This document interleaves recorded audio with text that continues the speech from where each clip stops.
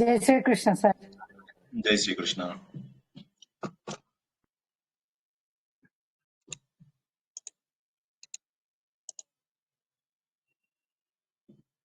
జై శ్రీకృష్ణ సార్.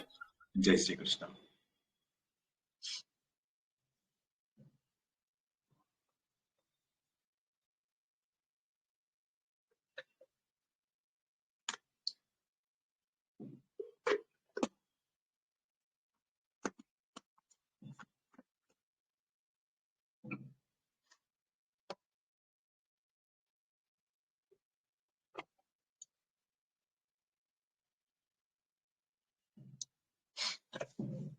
అంతరాయ తిమిరోపశాంతయే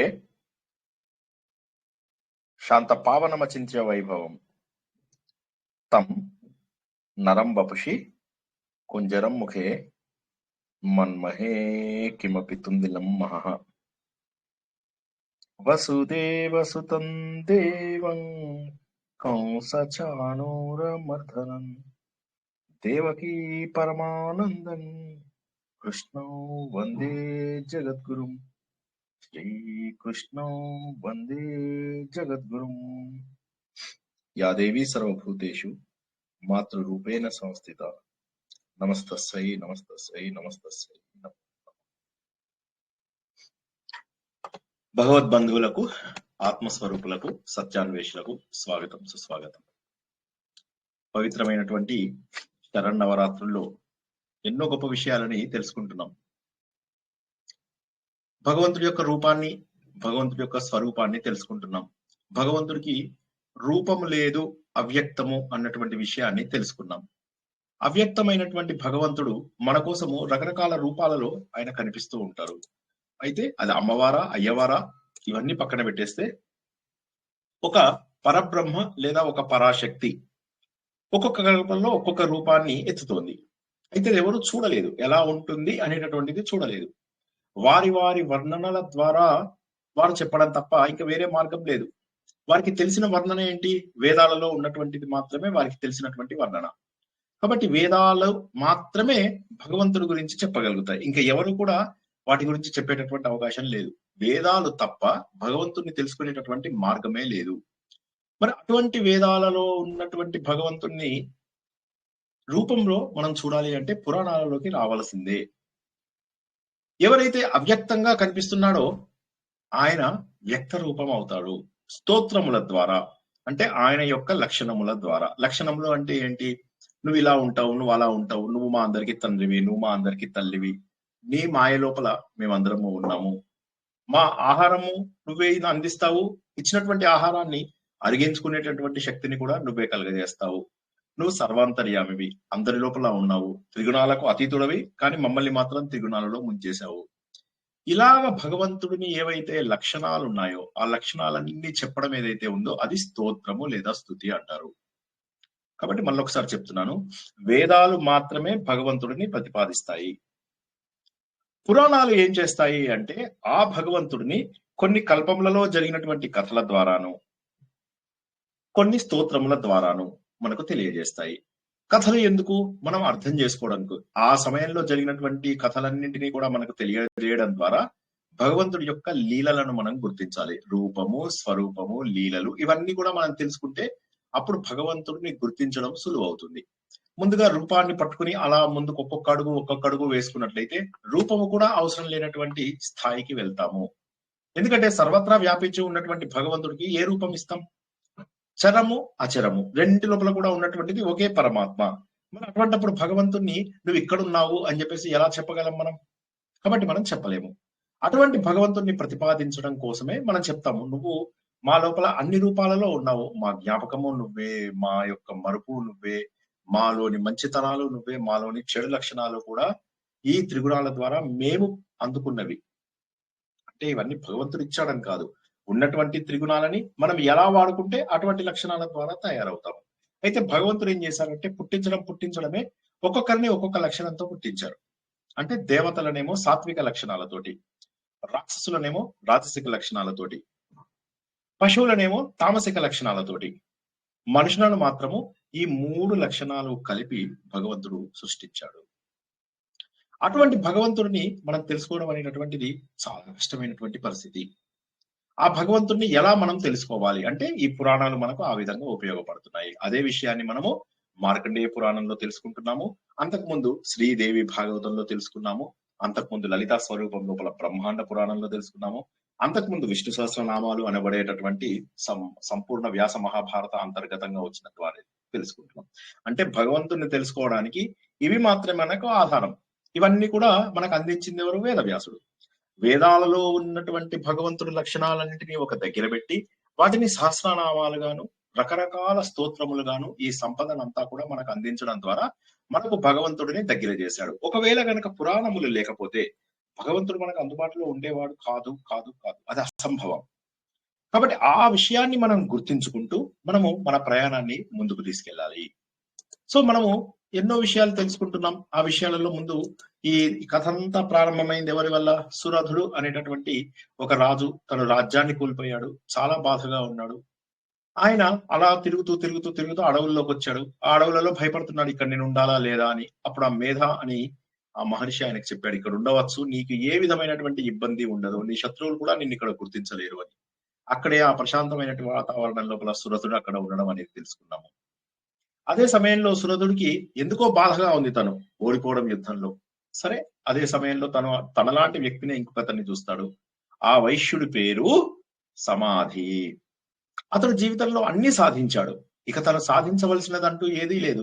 కానీ అతని లోపల ఇంకా కూడా కోరికలు, అంటే పిల్లలను చూడాలని, మనవళ్ళని చూడాలని, భార్యని, తర్వాత తన బంధువులని, వీరందరినీ కూడా చూడాలి అనేటటువంటి కోరిక బలంగా ఉండడం అనేటటువంటి దాని వల్ల వాసనలతో బాధపడుతున్నాడు ఆయన. ఇలాగా ఇద్దరు కూడా ఒకే రకమైన సమస్య. ఈయన రాజ్యం గురించి బాధపడుతున్నాడు, ఆయన తన నిర్మించుకున్న సామ్రాజ్యం గురించి బాధపడుతున్నాడు. ఇవి రెండు కూడా బంధాలకు సంబంధించినవే. వీరిద్దరూ బాధపడుతూ ఏది తప్పు? ఈయనేమో నువ్వు ఇది వదిలేయచ్చు కదా అంటాడు, ఆయనేమో నువ్వు అది వదిలేయచ్చు కదా అంటాడు. ఎవరు ఏది వదిలేయాలి ఎలా తెలుస్తుంది? అప్పుడు మేధ దగ్గరికి వెళ్తే మేధ ఆయన ఋషి ఆయన చెప్పాడనమాట, మాయ అనేటటువంటిది అందరికీ కమ్మిందయ్యా, అది మీలోనే కాదు అందరి లోపల కూడా కమ్ముతుంది. మీరు ఇప్పుడు ఏదైతే అనుకుంటున్నారో అది మాయ. మామూలుగా పూజలు చేయడము, మామూలుగా నోములు చేయడము, మామూలుగా వ్రతాలు చేయడము, ఏదో 5-10 నిమిషాలు దేవుడి కోసం మనము కేటాయించడము, వీటి ద్వారా మనము భగవంతుడికి దగ్గర అయ్యేటటువంటి అవకాశం లేదు. ఎందుకంటే మనము ఉదాహరణ తెలుసుకున్నాము. ఓ 100 కిలోలు ఉన్నాడు ఒక వ్యక్తి. అతడు రోజుకు 5 నిమిషాలు వాకింగ్ చేసేసి ఇక వెయిట్ తగ్గుతుందని చెప్పేసి 6 ఏళ్ళు వెయిట్ చేసినా, 50 ఏళ్ళు వెయిట్ చేసినా వెయిట్ తగ్గే అవకాశం లేదు. దానికి కారణం ఏంటంటే కావలసినటువంటి సాధన చేయకపోవడము. అదే విధంగా భగవంతుని అందుకోవాలి అనుకునేవారు అత్యద్భుతమైనటువంటి సాధన చేయాల్సినటువంటి అవసరం ఉంది. ఆ సాధనకే మనకు ఈ స్తోత్రాలు గాని, ఈ మంత్రాలు గాని ఇవన్నీ. మరి వీటన్నిటికీ తేడా ఏంటి? కేవలం నామం చదివి కూడా సమయం లేదు, ఓపిక లేదు, తర్వాత మన లోపల ఎటువంటి సత్తువ లేదు, మానసికంగా కృంగిపోయాం, శారీరకంగా కృంగిపోయాము. అప్పుడు కేవలము నామం మనకు ఉపయోగపడుతుంది. కొద్దిగా శక్తి ఉన్నవారు మంత్ర రూపం లోపల చక్కటి నియమాలని గురువు దగ్గర తీసుకుని వాటిని పాటించడం ద్వారా అప్పుడు మంత్రాలని తీసుకోవచ్చు, మననం చేయడం ద్వారా. ఇది కాని వారు స్తోత్రాలు, లలితా సహస్రనామ స్తోత్రం గాని, విష్ణు సహస్రనామ స్తోత్రం గాని ఇవన్నీ స్తుతించడం.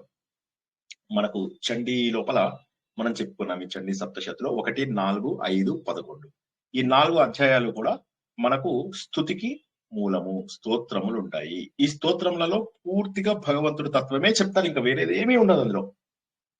మిగతాదంతా కథ ఉండొచ్చు, యుద్ధాలు, పోరాటాలు అన్ని ఉంటాయి, కానీ స్తోత్రములు వచ్చేసరికి మాత్రం అక్కడ భగవంతుడి లక్షణాలని మనకు వర్ణించడం అంటూ జరుగుతుంది. సో అటువంటి మహోన్నతమైనటువంటి పురాణాలు మనం తెలుసుకుంటూ ఉన్నాము. సో ఇప్పుడు ఏమైంది, ఈ కథ లోపల మనం మళ్ళీ తెలుసుకుంటున్నాం ఏంటంటే ఈ స్తోత్రాలు మనకు ముఖ్యము అని. మరి ఇవి కాక ఇంకా ఏమన్నా ఉన్నాయా? ఉన్నాయి. ఇంకా కాస్త జ్ఞానం ఉన్న వాళ్ళు సూక్తము చదువుతారు. ఉక్తము చక్కగా చెప్పబడినటువంటి వేదాలు, వాటికి కొన్ని నియమాలు, స్వరాలు, వాటన్నిటితో చేయగలుగుతారు. ఈ విధంగా నామము, స్తోత్రము, సూక్తము, మంత్రము ఇవన్నీ ఒక్కొక్క దానికి ఒక్కొక్క రకమైనటువంటి ఫలితాలు ఉంటాయి. వారి వారి శక్తిని బట్టి, వారి వారి పద్ధతులను బట్టి వారు వారికి నచ్చినటువంటి మార్గంలో వెళ్ళడం అనేటటువంటిది మనందరికీ తెలిసినటువంటి విషయమే. ఇక మన కథలోకి వచ్చినట్లయితే ఈ కథ లోపల కథ నడుస్తూ ఉంది ఒక పక్కన, మరొక పక్కన చూసినట్లయితే స్తోత్రాలు కూడా ఉన్నాయి. సో సురధుడు బాధపడితే ఆయన చెప్పాడు, బాబు మాయా అనేటటువంటిది మమ్మల్ని కూడా కప్పేసింది. అటు వాల్మీకి మహర్షిని చూడు, అటు చూసినట్లయితే విశ్వామిత్రుని చూడు, ఇటు దుర్వాసుని చూడు.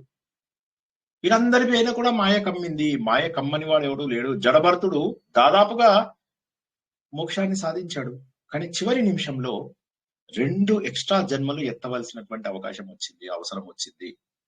కాబట్టి మన సాధనలో ఏ మాత్రము లోపము చేసినా, అంటే అంత మహోన్నతంగా పిల్లల్ని, భార్య, మా మా ఆస్తులు, అంతస్తులు అన్ని వదిలేసి సాధన చేసిన వ్యక్తికే అంత కష్టమైతే మన సంగతి ఏంటి? ఎవరో చెప్తారు ఏదో ఒక నామం చేస్తే చాలా, నా నామం చదువుతూ అయిపోతుందా? అయిపోదు. పండగ చేయడానికి మనుషులకు భగవంతుడు నువ్వు పండగ చెయ్యి అని చెప్పి చెప్పలేదు, ఆలోచించమన్నాడు, మేధస్సుని ఉపయోగించాలి అని చెప్పేసి చెప్పాడు.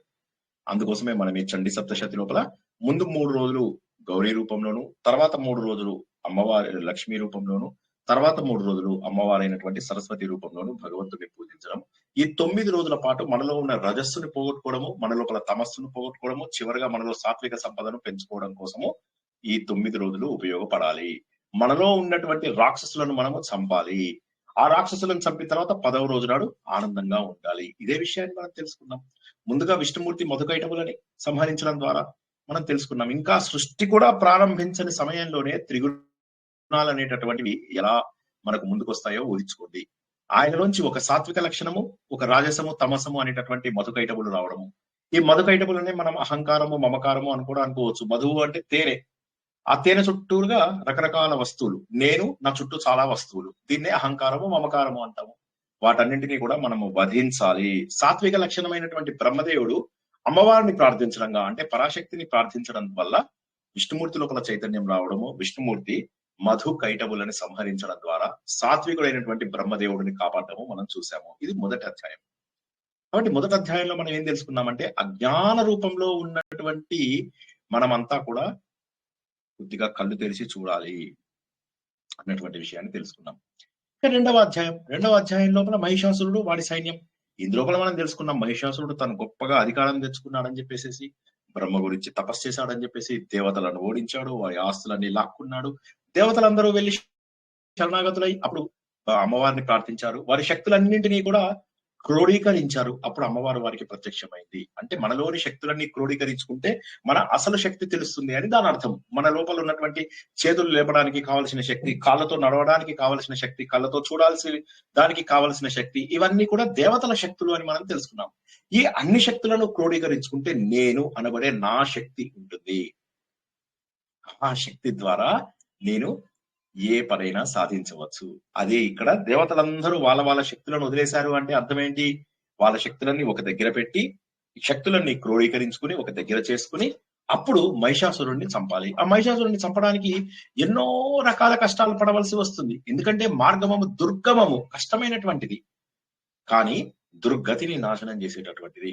ఎప్పుడూ కూడా ఒక విజయాన్ని సాధించాలంటే ఎంతో కష్టపడాల్సి వస్తుంది జీవితంలో.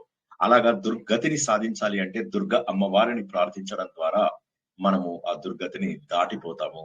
దుర్గమమైనటువంటి ప్రతిదాన్ని కూడా సాధిస్తాము. సో మహిషాసురుడు ఎన్నో చేశాడు, ఎంతో మంది రాక్షసులను పంపించాడు, ఆఖరికి చివరికి తన రూపాలను కూడా మార్చుకున్నాడు. అంటే మనలో ఉన్నటువంటి ఒకే రాజసం అనే లక్షణము కామ, క్రోధ, లోభ, మోహ, మద, మాత్సర్యాలుగా రకరకాలుగా రూపాంతరాలు చెందుతూ ఉంటుంది, మార్పు చెందుతూ మనని బాధ పెడుతూ ఉంటుంది. కొన్ని రోజులు కామం బాధ పెడుతుంది, కొన్ని రోజులు క్రోధం బాధ పెడుతుంది, కొన్ని రోజులు మోహం బాధ పెడుతుంది, కొన్ని రోజులు లోభం బాధ పెడుతుంది. ఇలాగ ప్రతి ఒక్కటి కూడా అనేక రూపాలలో మనల్ని బాధ పెడుతూ ఉంటుంది. అప్పుడు దేవతలందరి యొక్క శక్తి, అంటే మనలో ఉన్నటువంటి సత్సంకల్పాలు, మనం ఏవైతే మంచిగా అనుకుంటున్నామో ఎప్పుడు కూడా సత్సంకల్పాలు, అడ్డగోలు పూజలు, ఇవి అంటే బాధపడవద్దు ప్లీజ్. అడ్డగోలు పూజలు, ఏది తెలియకుండా ఏదో చేసుకుంటూ వెళ్ళిపోతూ హడావిడిగా. ఇవాళ నేను ప్రవచనాలు కాదు, RSS లో భౌతికి ఇవ్వడానికి వెళ్తూ ఉంటే దాని లోపల అన్ని దేవాలయాలలో కిటకిటలు ఆడిపోతున్నారు జనాలు. పొద్దున్న పూటకే కోరికలు. కానీ మనకు కావలసినది ఏమిటి? దేవి అవతరణం మన లోపల రావాలి. అంతర్యామిగా ఉన్నటువంటి భగవంతుడు మన లోపల చైతన్యవంతంగా కనిపించాలి. అది కనిపించాలి అంటే సత్సంకల్పాలు, ధర్మబుద్ధి, జ్ఞానశక్తి, ఇవన్నీ కలిసినప్పుడే మనలో ఉన్నటువంటి అంతర్ముఖ శక్తి అయినటువంటి దుర్గాదేవి బయటికి వస్తున్నారు. సత్సంకల్పాలన్నీ దేవి అవతరణం అని గుర్తుంచుకోండి. చివరికి ఆ మహిషుడు అనేటటువంటి ఒక దుర్మార్గుడు, ఒక పాశవిక శక్తి, దానిని అమ్మవారు మెడని నొక్కి శూలంతో నాశనం చేస్తుంది. అంటే మనలో ఉన్నటువంటి అవిద్యను పోగొట్టాలంటే ఎంత కఠినంగా ఉండాలి. ఉదాహరణకు చూడండి, చక్కెరతో ఉన్నటువంటి ఒక వస్తువు తినాలనిపించింది. నాకు షుగర్ ఉందనుకోండి, నేను అక్కడికి వెళ్ళి తినాలి అంటే తినేయచ్చు, మనసు చెప్పింది. కానీ నేను దాన్ని నిగ్రహించుకోవడం ఎంత కష్టం. ఆ కోరికను నాశనం చేసుకున్నప్పుడు విజయం సాధ్యము. అప్పుడు నా ఆరోగ్యం కూడా బాగుపడుతుంది. సో అహంకార మమకారాలకి, దుష్టత్వానికి, రాజసానికి రూపము మహిషాసురుడు. అది దుర్గ కృపతో మనలో ఉన్నటువంటి దుర్గుణాలను, దుర్గ కృపతో దుర్గుణాలని మనం పోగొట్టుకుంటూ మన దుర్గతిని నాశనం చేసుకుంటూ దుర్గమమైనటువంటి మార్గంలో ప్రవేశించాలి. బాగా వచ్చింది సెంటెన్స్. ఇది మళ్ళీ చెప్పమంటే కష్టం, ఇక అది ఆ ఫ్లోలో వచ్చేసింది. ఎవరైనా ట్రై చేస్తారా ఇప్పుడు నేను చెప్పింది? ఎవరైనా చాలా మంది ట్రై చేయరు, ప్రయత్నం చేయగలరా చెప్పింది? కష్టమే సార్. హాఫ్ గుర్తున్నది, హాఫ్ గుర్తులేదు కానీ అంటే దుర్గతిని పోగొడుతుంది, అది గుర్తుంది సార్. దుర్గతిని పోగొడుతుంది, దుర్గుణాలను నాశనం చేసుకుంటూ దుర్గా రూపంలో దుర్గతిని పోగొట్టి దుర్గతిని పోగొట్టేందుకు దుర్గా అమ్మవారిని ప్రార్థించాలి.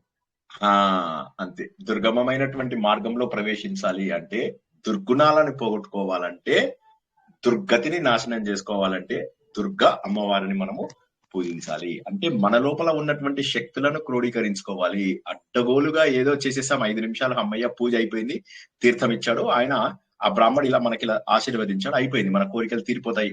ఇది ఏంటంటే అమాయకత్వం. మన లోపల ఎదుగుదల కావాలా మనకు? మన లోపల మూర్ఖత్వం, మూఢనమ్మకాలు కావాలా? హిందూ ధర్మం ఎప్పుడు కూడా మూఢనమ్మకాలను ఎంకరేజ్ చేయదు. అందుకే ఈ మధ్య మధ్యలో కథలు అయిపోగానే వెంటనే ఏమవుతుందంటే మనకు స్తోత్రాలు ఎందుకు ఇస్తారు? ఉన్న 7 అధ్యాయాలు, ఈ 13 అధ్యాయాలలో ఎవ్రీ ఆల్టర్నేట్ 2 అధ్యాయాలు అవగానే ఒక స్తోత్రం.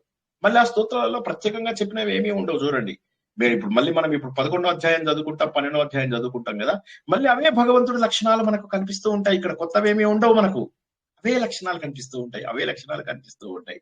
అంటే దాన్ని రిపీటెడ్ గా చెప్పడం ద్వారా, బాబు భగవంతుడు ఇంకెక్కడో లేడు, నీలోనే ఉన్నాడు.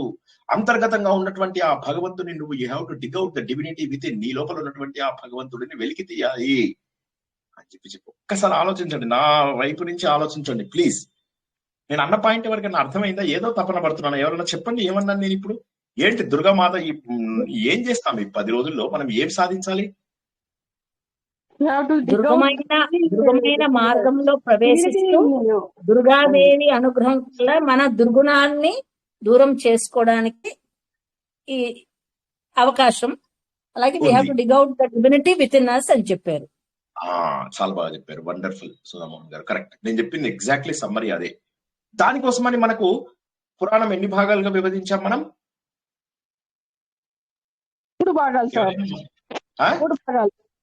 3 భాగాలు. పురాణాలు 3 18 పురాణాలు కదా సార్. 18 పురాణాలు. పురాణాలలో 180 పురాణాలు ఎన్ని ఉన్నాయని అడగడం లేదు, పురాణాల పంచలక్షణం నేను అడగడం లేదు. పురాణాల నుంచి మనం గ్రాస్ గా తెలుసుకునేవి ఏమున్నాయి? 2 విషయాలు తెలుసుకుంటామని చెప్పారు. అవేంటి? తత్వం, కథలు, దాని వెనకాల తత్వం. రజనీ గారు చెప్పండి, రజనీ మేడం చెప్పండి. అదే సార్, కథలు, దాని వెనకాల ఉన్న తత్వం. అది మొదటిది. రెండవది మనం చేసే సాధన, లక్షణాలు సార్, భగవంతుని లక్షణాలు. సో ప్రతిరోజు చెబుతున్నా కూడా మీరు మర్చిపోతున్నారు. పురాణాలలో మనం తెలుసుకునేవి 2 విషయాలు. ఎందుకంటే వేదాలలో డైరెక్ట్ గా భగవంతుని చెప్పాడు. ప్లీజ్ మళ్ళొకసారి అందరు నా చేయి పట్టుకోండి, గట్టిగా పట్టుకోండి, మళ్ళొకసారి జాగ్రత్తగా గుర్తుంచుకోండి. వేదాలు డైరెక్ట్ గా చెప్తాయి దేవుడి గురించి, వేదాలు డైరెక్ట్ గా చెప్పేస్తాయి దేవుడి గురించి. పురాణాల దగ్గరికి వచ్చేసరికి ఏమైపోతుందంటే, పురాణాలు అలా డైరెక్ట్ గా చెప్పవు, మనకు కథల రూపంలో, లీలల రూపంలో చెప్తాయి. చెప్పగానే ఏమవుతుందో ఆ లీలల వెనుక ఉన్న అసలు అర్థం గ్రహించాల్సిన బాధ్యత మన పైన ఉంది. మొదటిది. రెండవది ఏంది? ప్రతి పురాణంలో మీకు స్తోత్రాలు ఉంటాయి. ఆ స్తోత్రాలు మాత్రము డైరెక్ట్లీ వేదాల నుంచి తీసుకున్నవే. అందులోపల డైరెక్ట్ గా భగవంతుని, అంటే ఒకటి ఇండైరెక్ట్ గా చెప్పడము, ఒకటి డైరెక్ట్ గా చెప్పడము, ఒకటి కథల రూపంలో చెప్పడము, ఒకటి స్తోత్రం రూపంలో చెప్పడం. ఇప్పుడు రజనీ గారు చెప్పండి ఒకసారి. పురాణాలలో మనకి కథలు, దాని వెనకాల తత్వము అనేది ఒకటి తెలుసుకుంటాము. అలాగే వేదాలలో డైరెక్ట్ గా చెప్పినటువంటి స్తోత్రాలని పురాణాల్లో కూడా అంటే వేరేలాగా చెప్పినా గానీ ఆ భగవంతుడి యొక్క లక్షణాలను వివరిస్తూ మనకి పురాణాల్లో కూడా స్తోత్రాలు అందించబడ్డాయి. సో వాటిని కూడా మనం అర్థం చేసుకుని ఆ స్తోత్రాలని స్తుతిస్తున్నాము అని అంటే ఇండైరెక్ట్ గా మనం భగవంతుడి యొక్క లక్షణాల గురించి తెలుసుకుంటున్నాము. ఆ లక్షణాలని మనం కూడా అడాప్ట్ చేసుకోవాలి. వండర్ఫుల్. ఇప్పుడు ఈ రెండింటిని, ఒకటి ఇండైరెక్ట్ ఒకటి డైరెక్ట్, కథల రూపంలో చెప్పినప్పుడు ఏమవుతుంది మనకి? ఇండైరెక్ట్ గా రాముడు రోడ్డు మీద వెళ్తున్నాడు, పర్సు దొరికింది, అది తీసుకెళ్లి పోలీస్ స్టేషన్ లో ఇచ్చాడు, శభాస్ రాము అన్నాడు అంటే కథ. కానీ కాదు, వెనక నుంచి ఏంటి? ఓకే, మనం అందరము కూడా ఎవరి డబ్బు కొట్టేయకూడదు, ధర్మబద్ధంగా ఉండాలి. సో ఇండైరెక్ట్ గా చెప్పాడు. డైరెక్ట్ గా ఏంటి? బాబు నువ్వు ధర్మబద్ధంగా ఉండు, ధర్మం చెర. అది వేదం. ఆ వేదాలలో ఉన్నటువంటి వాటిని చిన్న చిన్న మార్పులు చేసి రజనీ గారు కరెక్ట్ గా చెప్పారు. చిన్న చిన్న మార్పులతో ఒక్కొక్కసారి వేదాన్ని డైరెక్ట్ గా దింపేసేసి చెప్తారు. అది స్తోత్రాల రూపంలో. మరొకటి కథల రూపంలో. కథలు స్తోత్రాలు, కథలు స్తోత్రాలు. కథలో తత్వం ఉంటుంది, స్తోత్రాలేమో డైరెక్ట్ మీనింగ్ ఇస్తాయి. అది అద్భుతమైనటువంటిది. సో కాబట్టి కథ తెలుసుకుంటున్న ప్రతిసారి ఇది నాకేం చెప్తోంది, ఈ కథ నాకేం చెప్తోంది అని చెప్పి గుర్తించాలి. ఇక తృతీయ కథలోకి వచ్చినట్లయితే శుంభుడు నిశంభుడు, పూర్తి స్థాయి అహంకారం, మాకెవరు ఎదురులేరు. అండ్ ఇంకోటి ఏమైందంటే ఒక్కొక్కసారి చెడు శక్తులు చాలా రోజులు ఉంటాయి అని చెప్పి చెప్పడానికి శుంభ నిశుంభులు కథ చెప్తుంది. ఒకసారి జాగ్రత్తగా వినండి ప్లీజ్, కొద్దిగా పట్టుకోండి, చేయబట్టుకోండి. చెడు ఒక్కొక్కసారి చాలా రోజులు ఉంటుంది. మనం జీవితంలో కష్టాలు పడ్డప్పుడు నాకే ఎందుకు ఇన్ని కష్టాలు వచ్చాయి అనుకుంటుంటాం కదా. దానికి కారణం ఏంటంటే ఎన్నో సార్లు మన జీవితం లోపల సమస్యలు పెద్దగా అనిపిస్తాయి, పెద్దగా ఉంటాయి కూడా. కాబట్టి ఇట్స్ క్వైట్ న్యాచురల్, అదేమీ పెద్దగా కొత్త విషయం కాదు. అదే శుంభుడు నిశుంభుడు. అహంకారము, మమకారము అనేటటువంటివి ఏవైతే భావాలు ఉంటాయో అవి చాలా మందికి జీవితం నుంచి పోవు. ఇందులోపల దేవతలు శరణాగతి అయ్యారు. శరణాగతి అయ్యారంటే ఎక్కడికి వెళ్ళి శరణాగతి అయ్యారు? హడావిడిగా టెంపుల్లో తోసి తన్ని కొట్టి హడావిడి పూజలు, హడావిడి హంగు, ఆ హడావిడి ఆర్భాటము చేయలేదు. వాళ్ళు ఏం చేశారు? హిమాలయాల్లోకి వెళ్ళి తపస్సు చేశారు. శరణాగతి ఎక్కడ చేయాలి? హిమాలయాల్లో చేయాలి. చేసి అప్పుడు అమ్మవారిని ప్రార్థించారు. అమ్మా, మేము ఆల్రెడీ తెలుసుకున్నాను నీ గురించి ఇంతకు ముందు, ఇప్పుడు మేము నిన్ను ప్రత్యక్షంగా చూడాలనుకుంటున్నాము, మళ్ళీ మాకు కష్టం వచ్చింది, నువ్వు కాపాడాలి. అప్పుడు అమ్మవారు ప్రత్యక్షమయ్యారు మళ్ళీ. అంటే ఒకసారి తెలుసుకున్న సత్యాన్ని ఇంకా మర్చిపోకూడదు. ఒకసారి ఏదైతే నీకు చక్కగా వర్క్ చేసిందో నువ్వు సాధన మార్గంలో కరెక్ట్ ఉన్నావని చెప్పి దాని మీనింగ్. అది మరొకసారి ఉపయోగించారు వాళ్ళు. ఉపయోగించి అమ్మవారిని మళ్ళీ ప్రత్యక్షం చేసుకోగలిగారు హిమాలయాల్లో. ఈసారి చాలా సులభంగా వచ్చింది. మొదటిసారి వారి శక్తులన్నీ క్రోడీకరించుకోవాల్సి వచ్చింది, ఎన్నో చేయాల్సి వచ్చింది. ఇదైన తర్వాత ఏమైంది? ఇది చాలా కష్టమైనటువంటి యుద్ధము. అందుకని చెప్పి కాళీ అమ్మవారు అంటే ఏంటి? మన లోపల ఉన్నటువంటి చెడుని ఎలా అంటే ముళ్ళతోటే పోగొట్టాలి. అంటే ఇప్పుడు ఈ మాటని పట్టుకుని ఏం చేశారంటే కొంతమంది క్షుద్ర శక్తులని క్రియేట్ చేసేశారు.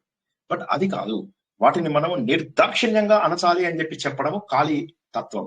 కాళీ తత్వం ఏంటంటే నీ లోపల ఉన్నటువంటి చెడు గుణాలని నిర్దాక్షిణ్యంగా నువ్వు తగ్గించాలి అని చెప్పి చెప్పడం. చాలా గొప్ప మీనింగ్. ధూమ్రలోచనుడు, కప్పేసినటువంటి వాడికి అంతా కూడా ధూమ్రం, మనకు మాయ కమ్మేసింది. ఆ మాయను మనము చాలా కష్టపడి తొలగించుకోవాలి. రక్తబీజుడు అంటే ప్రతి రక్తం బిందువు నేల మీద పడింది అంటే అక్కడి నుంచి మరో రాక్షసుడు. ఇవన్నీ మనకు కొన్ని కోట్ల జన్మలలో చేసినటువంటి పాపాలు. ఉదాహరణకి నేనేం చేస్తాను, వాకింగ్ చేయాలి, ఇవాళ 5 నిమిషాలు వాకింగ్ చేసేసాను, ఓకే ఇవాళ వాకింగ్ అయిపోయింది మొక్కుబడిగా. ఇప్పుడు ఏం చేయాలి? కుంభాలు లాగించాలి. వెయిట్ ఎక్కడ తగ్గుతుంది? అదే విధంగా మనం చేస్తున్నటువంటి 5 నిమిషాల మొక్కుబడి పూజకు ఒక్కసారి గుండె మీద చెయ్యేసుకుని ఇంట్లో ఉన్నవారు ఎవరైనా చెప్పండి, సార్ మేము 5 నిమిషాలు భగవంతుడి దగ్గర ప్రశాంతంగా ఉన్నాము అని ఎవరైనా అనిపించారా? ఏం మొహమాట పడద్దు, ఉండొచ్చు, అలాంటి వాళ్ళు ఉండరని నేను అనను. 5 నిమిషాల పాటు ఏ ఆలోచన లేకుండా భగవంతుడే నాతోనున్నాడు అని అనిపించిన వాళ్ళు ఒక్కళ్ళైనా ఉన్నారా? ధ్యానం చేసిన వాళ్ళ గురించి మాట్లాడటం లేదు. ధ్యానం కాకుండా ఎవరైనా టెంపుల్ కి వెళ్ళి గానీ ఇంకేదన్నా ఈ నోములలో, వ్రతాలలో, పూజలలో చేసిన వాళ్ళలో 5 నిమిషాలు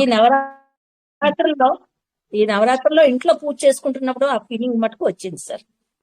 ఇప్పుడు స్టార్ట్ చేసినప్పుడు చాలా హ్యాపీ అనిపించింది సార్. Very good. నేను రెగ్యులర్ గా ఫీల్ అవుతాను సార్ రెగ్యులర్ పూజలో. ఇంకా ఆ విష్ణు సహస్రనామం చదువుతున్నప్పుడు కంప్లీట్ గా పూర్తయ్యే 20 minutes అంటే ఆ ఊహల్లో ఉంటున్నాం, ఆ ఊహల్లో నడుస్తుంది సార్. వండర్ఫుల్. భగవంతుడి ఊహలో.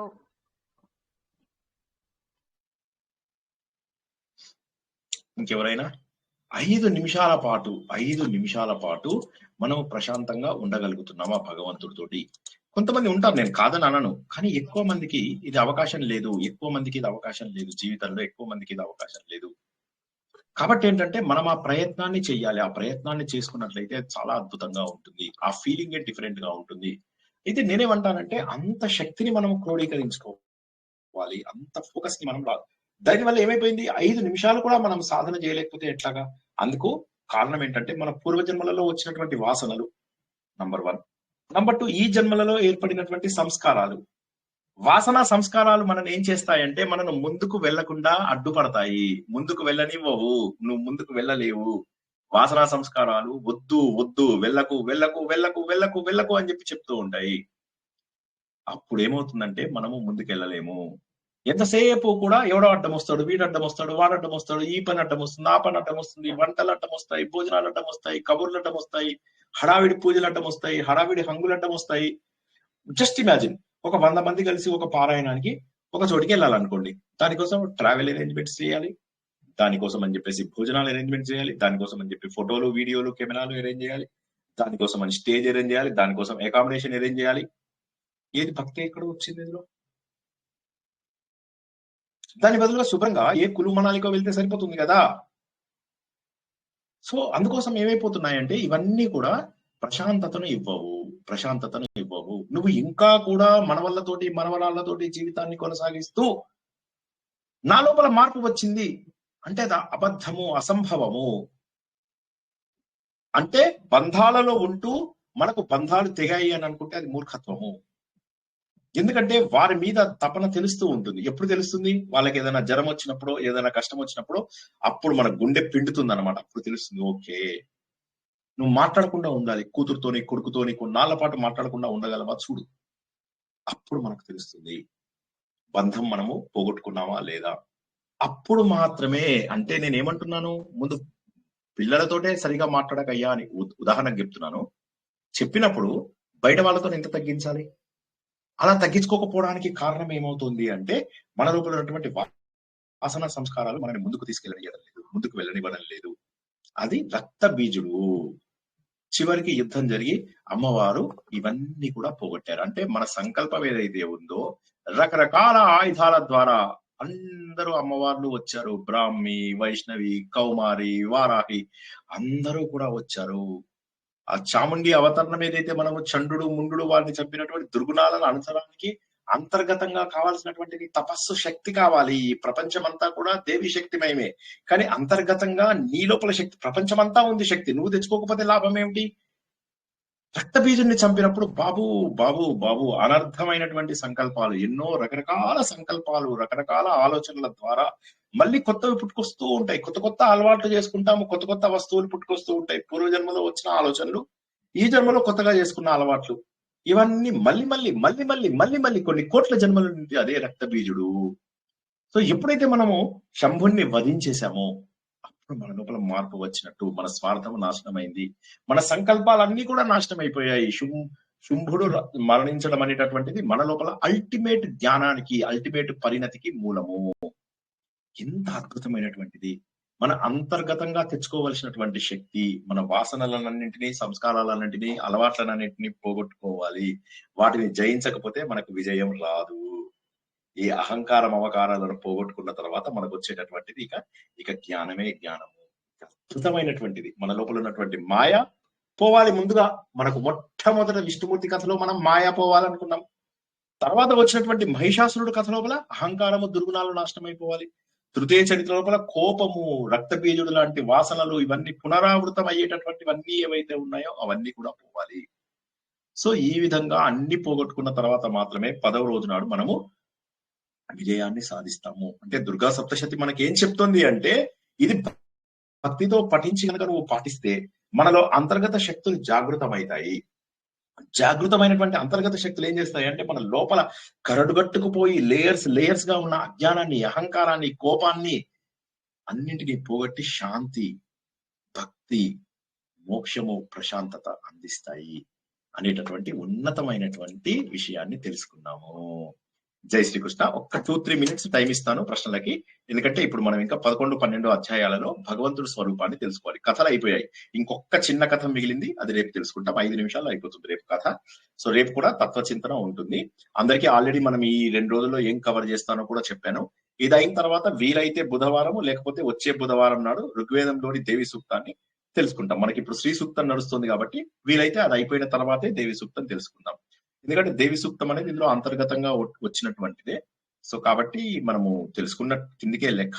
బట్ అయినప్పటికీ కూడా ఏది ఏమైనా మనము వీలైతే 2 వారాల తర్వాత అయినా కూడా తెలుసుకుందాం. ఇప్పుడు ఎవరికైనా ప్రశ్నలు ఉంటే అడగండి. జై శ్రీకృష్ణ సార్. ఇప్పుడు శుంభు గురించి చెప్పారు. శుంభు వధ అయితే మటుకు అది అల్టిమేట్ జ్ఞానం అన్న ఒక సెంటెన్స్ యూజ్ చేశారు సార్ మీరు. అది ఒక్కసారి అంటే ఏమి లేదు, మనలో ఉన్నటువంటి అన్ని దుర్గుణాలు పోయాయి. ఇప్పుడు ఏమైందంటే శుంభుడి మరణం తర్వాత చాలా రోజుల పాటు ప్రశాంతత వచ్చింది. జనరల్ గా ఏమవుతుందంటే ఒకటే గుర్తుంచుకోండి, ఒక తుఫాను ఒక ప్రశాంతత, ఒక తుఫాను ఒక ప్రశాంతత తప్పదు. ఇది మనం గుర్తుంచుకోవాలి. కానీ మనకు మొదట్లో ఏమైంది, మహిషాసురుడు మర్దనం అయిన తర్వాత కొన్ని రోజులకే మళ్ళీ శుంభుడు, నిశుంభుడు, రక్తబీజుడు, ధూమ్రలోచనుడు, చుండు, వీళ్ళందరూ కూడా వచ్చేసేసి వీళ్ళందరూ కూడా వచ్చేసారు. వెంట వెంటనే శక్తులన్నీ కూడా వచ్చేస్తున్నాయి అన్నమాట. ఒకసారి కరెక్ట్ గా పూర్తిగా అణగదొక్కకపోతే వాళ్ళందరూ రెడీగా లేచి కూర్చుంటారు. వాటన్నింటినీ కూడా మనం అణగదొక్కుకోవాలంటే క్రమ పద్ధతిలో. పుట్టగానే వైరాగ్యం వస్తే లాభమే ఉంది? చక్కగా ధర్మం సాధించాలి, తర్వాత అర్ధకామములను సాధించాలి. అంటే ఒక 45-50 ఏళ్ల వరకు సుమారుగా మనం సాధించవలసినటువంటి అర్ధకామములను చక్కగా సాధించాలి. ధర్మబద్ధమైనటువంటి డబ్బుతో కార్లు కొనుక్కోవాలి, బంగ్లా కొనుక్కోవాలి, ఫ్యామిలీని చక్కగా ప్రేమగా చూసుకోవాలి.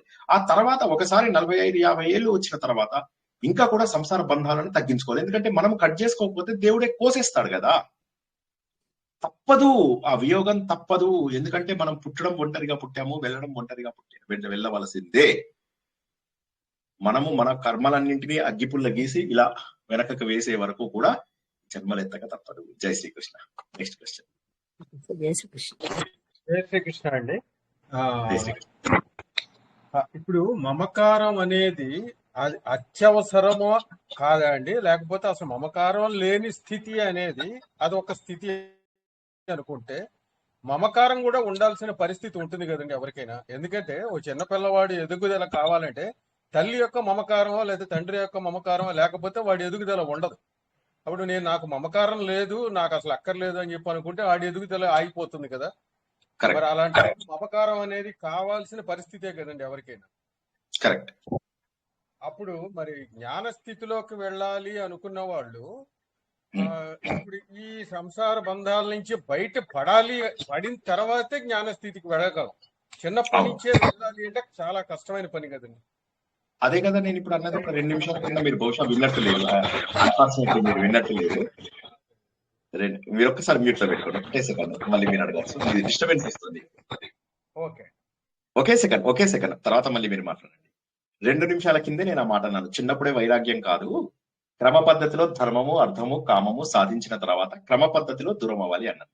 ఇప్పుడు చెప్పండి మీ ప్రశ్న. శర్మగారు ఒక్క నిమిషం. ఆయన హరిగారిది వాయిస్ ప్రాబ్లం ఏదో ఉంది, హరిగారిని మాట్లాడియండి. హరిగారు మాట్లాడండి, మళ్ళీ మాట్లాడండి. మమకారం అనేది అవసరమే. ఇప్పుడు మన జీవితానికి కావాల్సింది మమకారం అనేది ఉండాల్సిందే. ఎదుగుదల అయిపోయిన తర్వాత ఆ క్రమ పద్ధతిలో అయిన తర్వాత జ్ఞాన రూపంలోకి వెళ్ళాలంటే పరోక్ష అపరోక్ష అనే దీంట్లోకి వెళ్లాల్సి వస్తుంది మనం. అంతే కదండి.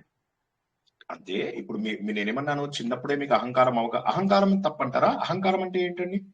అహంకారం అంటే ఏంటి? అదే నేను అనే భావన, నాది అనే భావన. Very good. సో అహంకారము అంటే నేను అనే భావన, మమకారము అంటే నాది అనే భావన, నా వస్తువు అనేటటువంటి భావన. ఈ రెండు సహజంగానే వస్తాయి. వీటిని మనము చిన్నప్పటి నుంచి అనుభవించాలి. ఎప్పటి వరకు అనుభవించాలి? నేను ఒక వయసు కూడా ఇచ్చాను, సుమారుగా 45-50 ఏళ్ల వరకు అన్నాను. ఆ తర్వాత క్రమ పద్ధతిలో ఇవి తగ్గాలి, ఒక రోజులో తగ్గవు. అందుకోసమే మనకు హిందూ ధర్మం లోపల ఎలా వచ్చాయి? ధర్మము, అర్ధకామము, మోక్షము. ధర్మముని సాధించడానికని మీకు బ్రహ్మచర్య ఆశ్రమము అంటే సుమారుగా 16-20 ఏళ్ళు, 25 ఏళ్ల వరకు మనం చదువు కావచ్చు, సమాజంలో కావచ్చు, గురువుల దగ్గర కావచ్చు, ధర్మాన్ని నేర్చుకుంటాము. అర్ధకామమును సాధించడానికి తర్వాత మనం గృహస్థాశ్రమంని తీసుకుంటాము. గృహస్థాశ్రమం అయిపోయింది, మనకు ఇదైపోయింది, ఏమంటారు, మొదటి ఆశ్రమం బ్రహ్మచర్య ఆశ్రమం అయిపోయింది. ఇప్పుడు మిగిలింది ఏంటి? మోక్ష సాధన కావాలి. మోక్ష సాధన కావాలి. ఆ మోక్ష సాధనకు వానప్రస్థము, సన్యాసము అని ఉన్నాయి. ఈ వానప్రస్థం లోపల క్రమ పద్ధతి లోపల మన అహంకార మమకారములను అంటే అటాచ్మెంట్ ని తగ్గించుకుంటూ ఉంటాము. You are suppose to detach yourself from all the worldly things. అప్పుడు మీరు ఏం చేస్తారు? వాటి నుంచి క్రమ పద్ధతిలో దూరం అవుతారు. ఒక రోజులో ఎవరు దూరం అవ్వరు. పూర్వకాలంలో మీరు చెప్పినట్టుగా అన్ని ఉన్న వాళ్ళు అంటే మొత్తము భార్య, పిల్లలు, రాజ్యము అన్ని ఉన్నటువంటి వాళ్ళు కూడా అన్ని వదిలేసేసి ముందు భార్య భర్త కలిసి వానప్రస్థానికి వెళ్లేవాళ్ళు. అదొక 15-20 ఏళ్ల పాటు సాధన జరిగేది. ఆ 15-20 ఏళ్లలో ఒక రోజులో తగ్గదు. మీరు చెప్పిన అహంకారం మమకారాలు తగ్గదు. అహంకారం అంటే కోపం కాదు, నేను అనే భావన తగ్గదు. అది పిల్లలు అప్పుడప్పుడు వచ్చి చూసి వెళ్తారు. ధృతరాష్ట్రుని చూడడానికి ఈయన ధర్మరాజు వస్తుండేవాడు మధ్య మధ్యలో. పెదనాన్న ఈ ప్రాబ్లం వచ్చింది నాకు అంటే ఓకే అని చెప్పి ఆయన సొల్యూషన్ ఇస్తూ ఉంటారు. కాబట్టి అది తగ్గదు. ఎప్పుడు తగ్గుతుంది? ఒక 15-20 ఏళ్ళు డిటాచ్మెంట్ ప్రాక్టీస్ చేసిన తర్వాత ఇక ఎవరి మీద కోరిక ఉండకపోవడమే కాదు, భార్య మీద కూడా కోరిక ఉండదు. భార్య అనేది కూడా ఉండదు. నేను అనేటటువంటి భావన మిగిలిపోతుంది. అది రావాలి. సో మన లోపల అహంకార మమకారం అనేటటువంటివి ఏవైతే ఉన్నాయో ఇవి క్రమ పద్ధతి లోపల తగ్గించుకోవాలి. అయితే వీటిని మనము చిన్నతనంలో నుంచి అలవాటు చేసుకోవాలా? అలవాటు చేసుకోవాల్సిన అవసరం లేదు. కానీ వాటిని పరిమితులలో ఉంచుకుంటే సరిపోతుంది. పరిమితులలో ఉంచుకోకపోతే ఏమవుతుంది? మనకు బుద్ధి అనేటటువంటిది ఎందుకు ఇచ్చారు? అన్నింటినీ పరిమితులలో ఉంచుకోవడం కోసం. ఆ పరిమితులలో ఉంచుకుంటూ క్రమ పద్ధతిలో వాటిని తగ్గించుకుంటూ, ఎందుకంటే మన జీవితంలో ఎలా ఉంటాం? ముందు పుడతాము, ఇలా ఇలా పెరుగుతాము, మళ్ళీ ఒకసారి తగ్గడం మొదలవుతుంది. ఎప్పుడైతే మనకు సిగ్నల్స్ రావడం మొదలవుతుందో అప్పుడు కూడా మన లోపల వైరాగ్య చింతన రాకపోతే తప్పు. ఇదే విషయాన్ని మనం మొదటి నుంచి కూడా చెప్పుకుంటున్నాము. మీరు అడిగినటువంటి ప్రశ్న కూడా అదే. ఇది చిన్నప్పుడే నాకు అహంకార మమకారాలు పోతే ఎట్లా అంటే పోవు. నేను చెప్తున్నా కదా, అవి పోవు. చిన్నప్పుడు అహంకార మమకారాలు పోవు. అవి క్రమ పద్ధతి లోపల మనం ఏం చేస్తామంటే గ్రాడ్యువల్ గా ఒక వయసు వచ్చిన తర్వాత సమాజంలో ఉన్నటువంటి వాటికి దూరం అవుతాము. మెల్లమెల్లగా మనకు ఉన్నటువంటి భోగభాగ్యాలకు దూరం అవుతాం. సార్ 70 ఏళ్ల వరకు కూడా నాకు భోజనం చేయాలంటే ఉద్యోగం చేయాల్సిన పరిస్థితి ఉందంటే వాళ్ళ గురించి కాదు ఇక్కడ. ఎవరైతే జీవితంలో ఒక స్థాయికి రాగలుగుతారో అంటే, ఎందుకంటే హిందూ ధర్మంలో ఏం చెప్తారంటే ఇదే స్థాయి అందరిలో ఉంటుంది అనేటటువంటి ఊహతో చెప్పారు. దానివల్ల ఏమవుతుందంటే క్రమ పద్ధతి లోపల తగ్గించాల్సి వస్తుంది. అహంకార మమకారాలను పూర్తిగా మనం నాశనం చేసుకోవాల్సినటువంటి ఆవశ్యకత వస్తుంది. ఆధ్యాత్మిక మార్గంలో వచ్చినప్పుడు అది తప్పక రావాల్సి వస్తుంది. అది కాక మరి ఈ అహంకార మమకారాలను యంగ్ గా ఉన్నప్పుడు ఎట్లా తగ్గించుకోవాలి? కొంత అహంకారం కొంత మమకారం ఉంటుంది, కానీ పూర్తి స్థాయి స్వార్థాన్ని మనము మన లోపల పెంచుకోకుండా ఉండాలి అని చెప్పేసి చెప్తారు. కొంత ఉంటుంది. ఇప్పుడు భగవంతుడు కూడా మన పైన ప్రేమ ఉంది అంటే అది మమకారమే కదా. మనం ఇంతసేపు కూడా భగవంతుడు మన పైన ప్రేమ చూపించాలి అంటే అది మమకారమే. ఇక్కడ మనకు చెబుతున్నది ఏంటంటే వైరాగ్య సాధనకు కావలసినటువంటి అహంకార మమకారాలు పోవాలి అంటే సరైనటువంటి సాధన చేయాలి. పిల్లల్ని వదిలేయాలి, అది బాధ్యత. ఆ బాధ్యతను వదిలేయమన్నాడు భగవంతుడు. ఏమంటాడు భగవద్గీతలో? బాధ్యత చెయ్యాలి అని చెప్పి చెప్తాడు. చెప్తే అర్జునుడు ఏం చేస్తాడు? యుద్ధం చేస్తాడు. 20 ఏళ్ల తర్వాత మళ్ళీ అడుగుతాడు, మళ్ళీ ఒకసారి నాకు భగవద్గీత చెప్పండి అంటాడు. అంటే భగవద్గీత అప్పుడు చెప్పను, అప్పుడు నీకు కర్మ అవసరం కాబట్టి కర్మ వదిలితే తప్పని చెప్పి అప్పుడు కర్మ గురించి చెప్పాను. ఇప్పుడు నీకు చెప్పవలసినటువంటిది మోక్షము. నువ్వు ఏ విధంగా ఇప్పుడు కర్మని పట్టుకుంటే తప్పో చెప్తాను అని చెప్పి కర్మను పట్టుకుంటే తప్పేంటో చెప్పి అతనికి ఉత్తర గీతను బోధిస్తాడనమాట. జై శ్రీకృష్ణ. మీకు సంతృప్తికరమైనటువంటి సమాధానం దొరికిందా? వెరీ నైస్ అండి, వెరీ నైస్. జై శ్రీకృష్ణ. జై శ్రీకృష్ణ. మీ సైడ్ స్పీకర్ ఏదో ప్రాబ్లం ఉంది హరి, స్పీకర్ ప్రాబ్లం ఉంది. Maybe you can just check it. అవునండి, నేను హెడ్ ఫోన్స్ పెట్టలేదు, అందువల్ల బయట డిస్టర్బెన్స్ కూడా ఉంది. అందుకని నో ఇష్యూస్. జై శ్రీకృష్ణ. ఇంకెవరికైనా ప్రశ్నలు ఉంటే మొహమాట పడద్దండి, ఎవరు కూడా మొహమాట పడకండి. ఎందుకంటే ఇది సందేహాలు తీర్చుకోవాలి, అయిపోయింది ఇంకొక రోజే. సో మళ్ళీ మనకు సందేహాలు తీర్చుకోవడానికి అవకాశం ఉండదు. సార్ నేను ఇందాక చెప్పబోయింది అదే సార్, మీరు చెప్పేశారు. మన సనాతన ధర్మమే మనకి అన్ని ఏర్పాట్లు చేసేసింది ఆల్రెడీ, అన్ని చెప్పింది కూడా. దాన్ని ఫాలో అయితే చాలు. ఇప్పుడు వేదాలు కూడా అంతే కదా. మనము వేదాలలో కూడా ఏం తెలుసుకున్నాం? ఋగ్వేదం నేర్చుకున్నప్పుడు మనం ఏం తెలుసుకున్నాము? అందులోపల ముందు వచ్చేవి మనకు సంహిత, తర్వాత వచ్చేది బ్రాహ్మణము, తర్వాత అరణ్యకము, ఉపనిషత్తు. సో ఇది స్ట్రైట్ మనకి ఏవైతే ఉన్నాయో 4 రకాల పురుషార్థాలు సాధించాలి. కామము, అర్థము అంటే డబ్బులు సంపాదించడము, కోరికలు తీర్చుకోవడము అనేటటువంటిది హిందూ ధర్మంలో ఒక భాగమే. జై శ్రీ ధర్మము ఫౌండేషన్, దాని నుంచి అన్ని తీసుకోవాలి. జై శ్రీకృష్ణ. ఇంకెవరికైనా ప్రశ్న? చాలా మంది చేయలేపిన వాళ్ళందరినీ అన్మ్యూట్ చేశాను. 1-2 ప్రశ్నలు తీసుకుని ముందుకెళ్దాం. 11-12 అధ్యాయాల గురించి తెలుసుకోవాలి. ఓకే, ఎవరికి ప్రశ్నలు లేనట్టున్నాయి. సో ఇప్పుడు మనకి ఏమైందంటే 10వ అధ్యాయం లోపల మొత్తం మీద మనలో ఉన్నటువంటి దుర్గుణాలన్నింటినీ కూడా మెల్లమెల్లగా నాశనం చేసుకున్నాం. దుర్గుణాలు అనేటటువంటి వయస్సుతో నిమిత్తం లేకుండా ఎప్పుడున్నా కూడా తప్పే. అందుకోసం అని చెప్పి మనకు ఏది దుర్గుణము ఏది మంచి గుణము అని ఎలా తెలుస్తుంది? మళ్ళీ దానికి ఒక లిస్ట్ ఇచ్చేశారు. మనకు అవన్నీ భగవద్గీతలో చెప్పడం జరిగింది. ఏవేవి మంచి గుణాలు, ఏవేవి చెడ్డ గుణాలు. కాబట్టి ఇక మనము నా మనసుకు నచ్చింది చేస్తాను అనడానికి అవకాశం లేదు. క్లియర్ గా చెప్పారు, ఇది మంచి పని, ఇది చెడ్డ పని. ట్రాఫిక్ లో వెళ్తున్నావు, నేను లెఫ్ట్ నుంచి వెళ్ళాను రైట్ కి వెళ్తాను అంటే పో, ఇది అమెరికాకు పో, యూరోప్ కి పో అంటారు.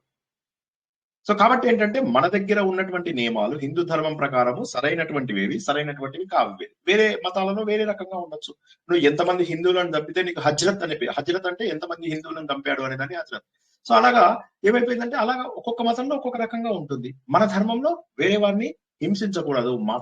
మాటలతో గాని, శరీరంతో గాని, కాయంతో, మనోవాక్కు మనస్సుతో గాని హింసించకూడదు, త్రికరణాలతో హింసించకూడదు అని మనకు చెప్తారు.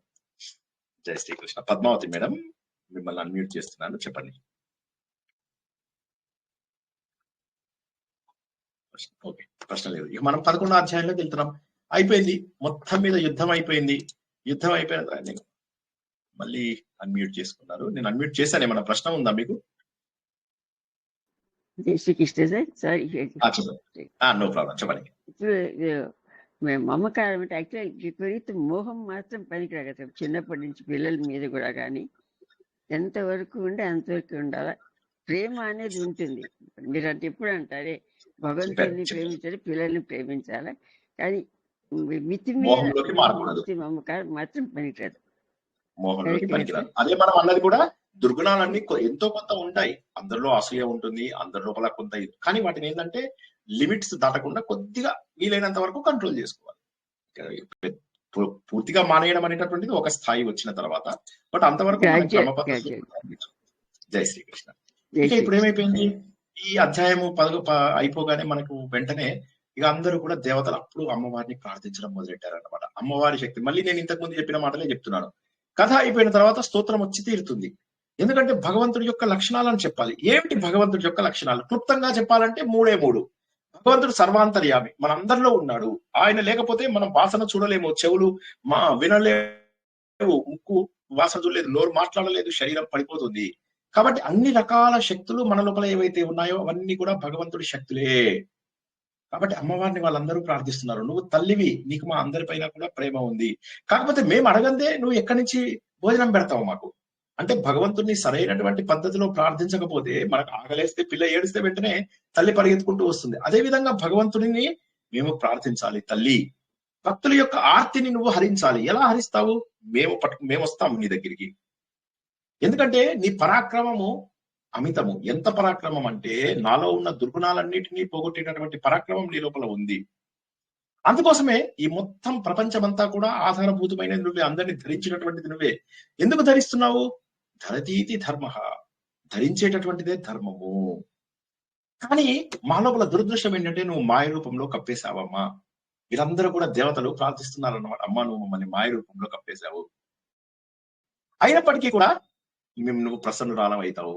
మాయ కప్పినా కూడా మాయను దాటగలం. ఇదే మనము భగవద్గీతలో కూడా తెలుసుకున్నాం. ఏమని? నీకు మాయ కప్పేసి ఉంది, కానీ నన్ను ప్రేమించిన వాడు ఆ మాయను దాటగలడు, ప్రకృతి శక్తులను దాటగలడు. కాబట్టి నువ్వు ప్రసన్నురాలం అవుతావు. ఐఎమ్ వెరీ పాజిటివ్, ఖచ్చితంగా. ఎందుకంటే ఈ ప్రపంచంలో కనిపిస్తున్నటువంటి విద్యలు, కనిపిస్తున్నటువంటి రూపాలు, ఇవన్నీ కూడా నీ యొక్క వివిధ రూపాలు. అనేక స్త్రీ రూపంలో ఇక్కడ చూస్తున్నాం, కానీ అన్ని కూడా భగవంతుడి రూపాలే.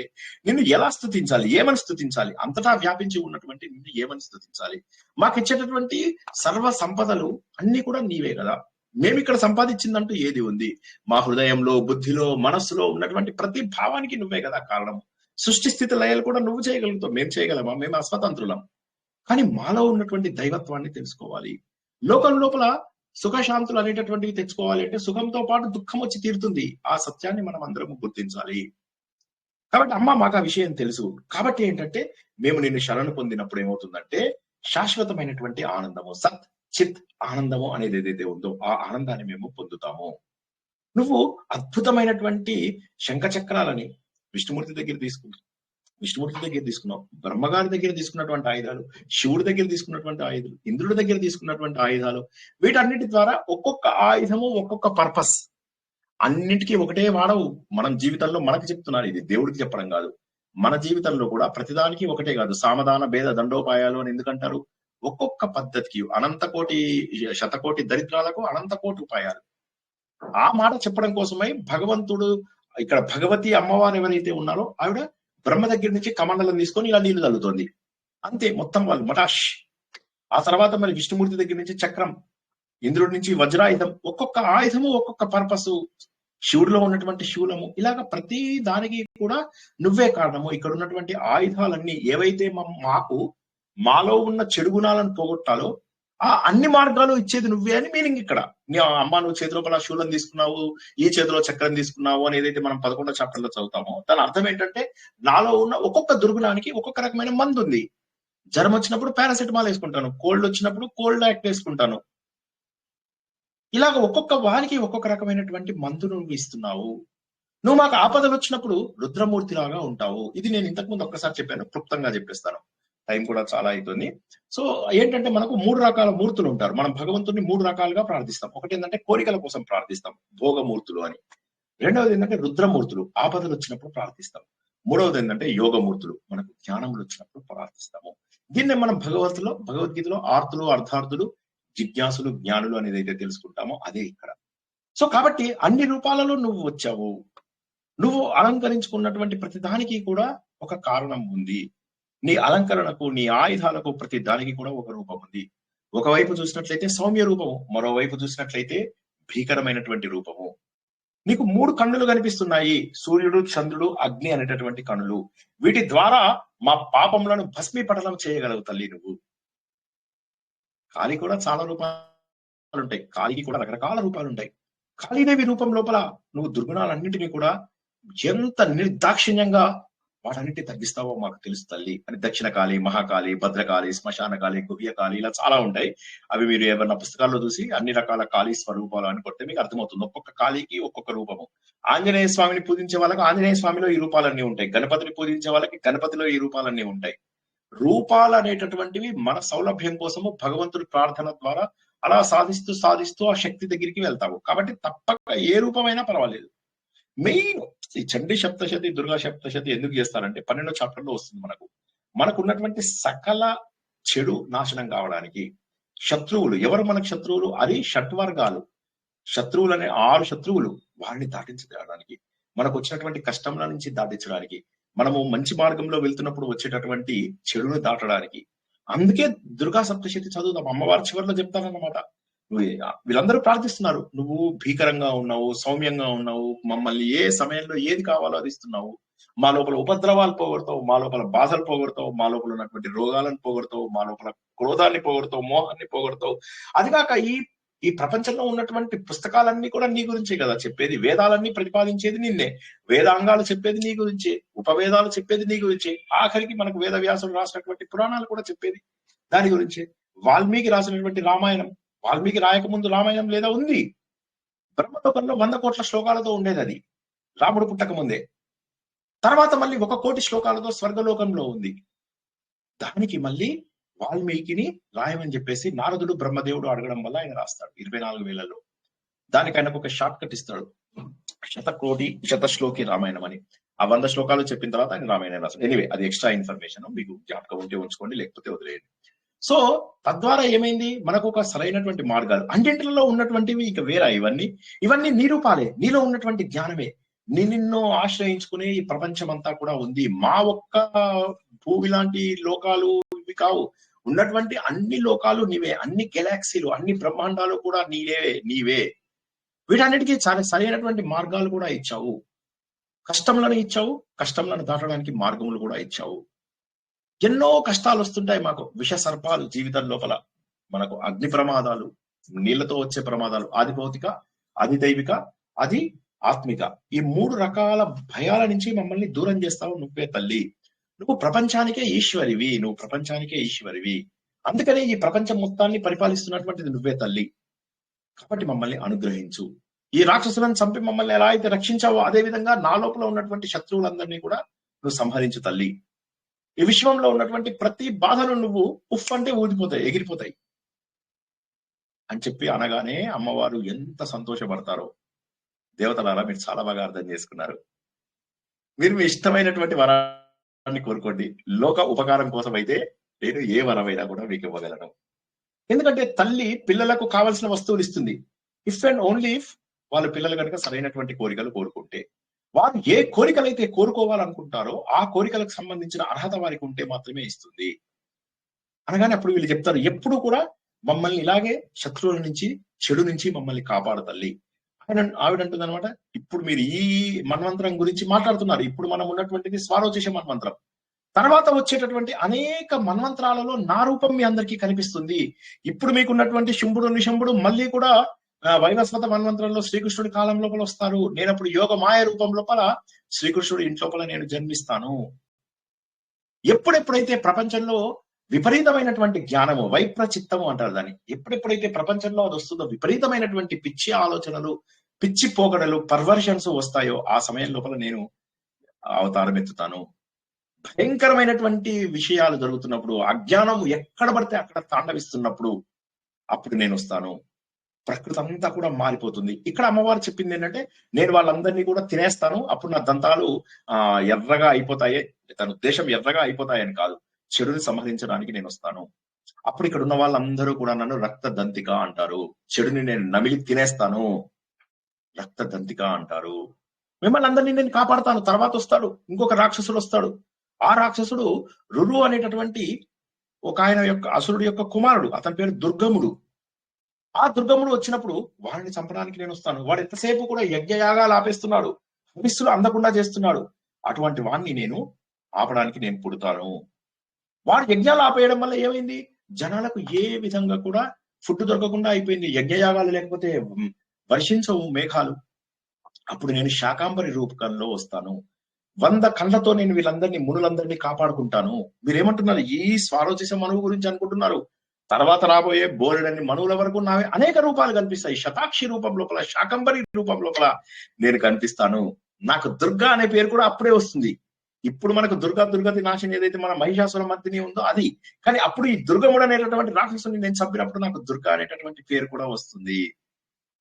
సో ఈ తత్వం అంతా కూడా అమ్మవారు చెప్తుంది. ఇప్పుడు కాదు, మిమ్మల్ని ప్రతిసారి కూడా వస్తా నేను హిమవత్ పర్వతం లోపల పుడతాను. నాకు అప్పుడు భీమా అనేటటువంటి పేరు కూడా వస్తుంది. ముల్లేకాలకు కావలసినటువంటి ప్రతి సేవ కోసము నేను వస్తాను. అరుణుడు అనే ఒక రాక్షసుడు ఉన్నాడు. వాని కీటక రూపంలో భ్రామరి అనేది మనం ఆల్రెడీ తెలుసుకున్న కథ. చంపడానికి కూడా నేను వస్తాను. మీరు భయపడవద్దు. ఎట్టి పరిస్థితుల్లో కూడా మీరు భయపడవద్దు. నేను దంతిక, శతాక్షి, శాకంబరి, దుర్గా, భ్రామరి, ఇలా అన్ని రూపాలలో కూడా నేను వస్తాను. మీరు భయపడవలసినటువంటి అవసరం లేదు. అండ్ ఏకాగ్రతతోటి మీరు అందరూ ఏదైతే స్తోత్రాన్ని నాకు చేసి వినిపించారో ఆ స్తోత్రం నాకు చాలా సంతోషంగా ఉంది. 12వ అధ్యాయంలోకి వెళ్ళిపోతున్నాం మనం.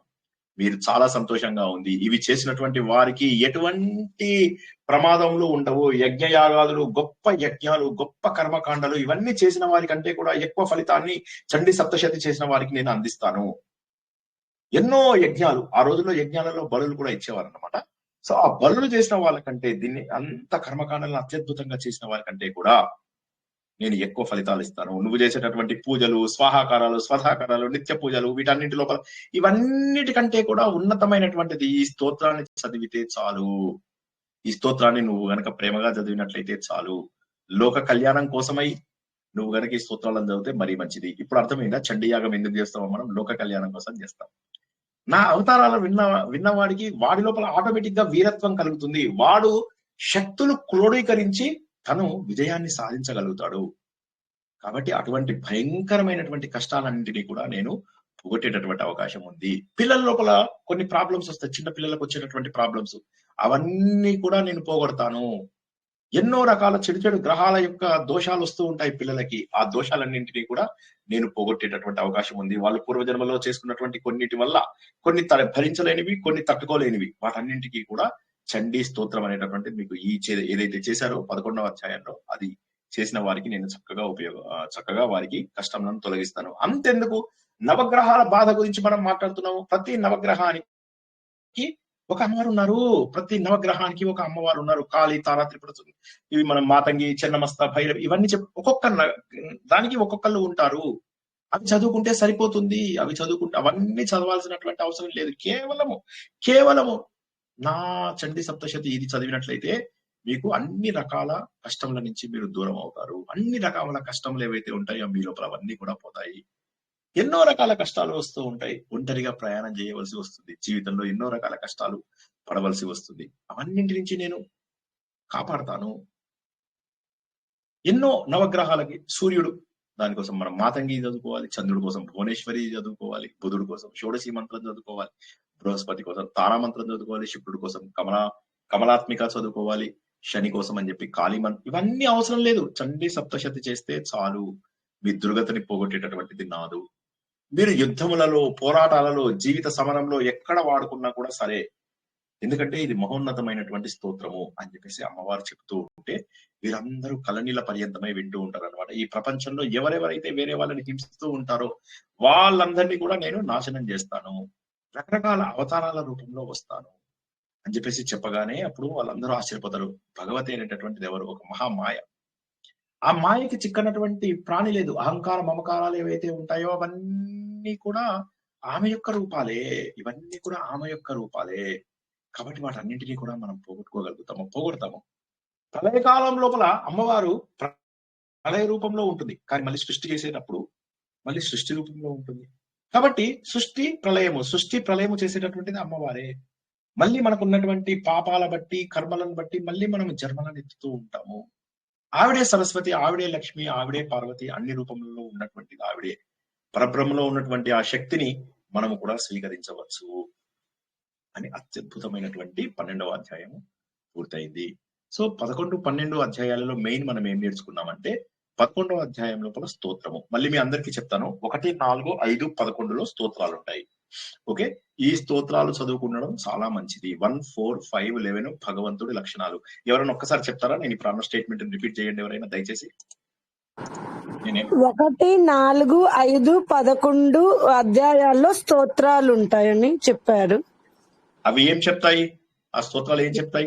భగవంతుడి యొక్క లక్షణాలు, భగవంతుడి యొక్క స్వరూపాన్ని తెలియజేస్తాయి. అందుకని చెప్పేసి 12వ అధ్యాయంలో ఏమన్నారంటే అమ్మవారు ఆ స్తోత్రాలలో ఉన్నటువంటి లక్షణాలని గుర్తించిన వాడు జీవితంలో మారి తీరుతాడు, జీవితంలో మారుతాడు. తన లోపల ఉన్నటువంటి శక్తులన్నింటినీ క్రోడీకరించుకోగలడు, తనలో ఉన్న దుర్గుణాలన్నీ పోగొట్టుకోగలడు. 1, 4, 5, 11 అన్ని కూడా వేదాలలో ఉన్నటువంటి మంత్రాలను ఇక్కడ తీసుకొచ్చారు అని చెప్పేసి చెప్పాము.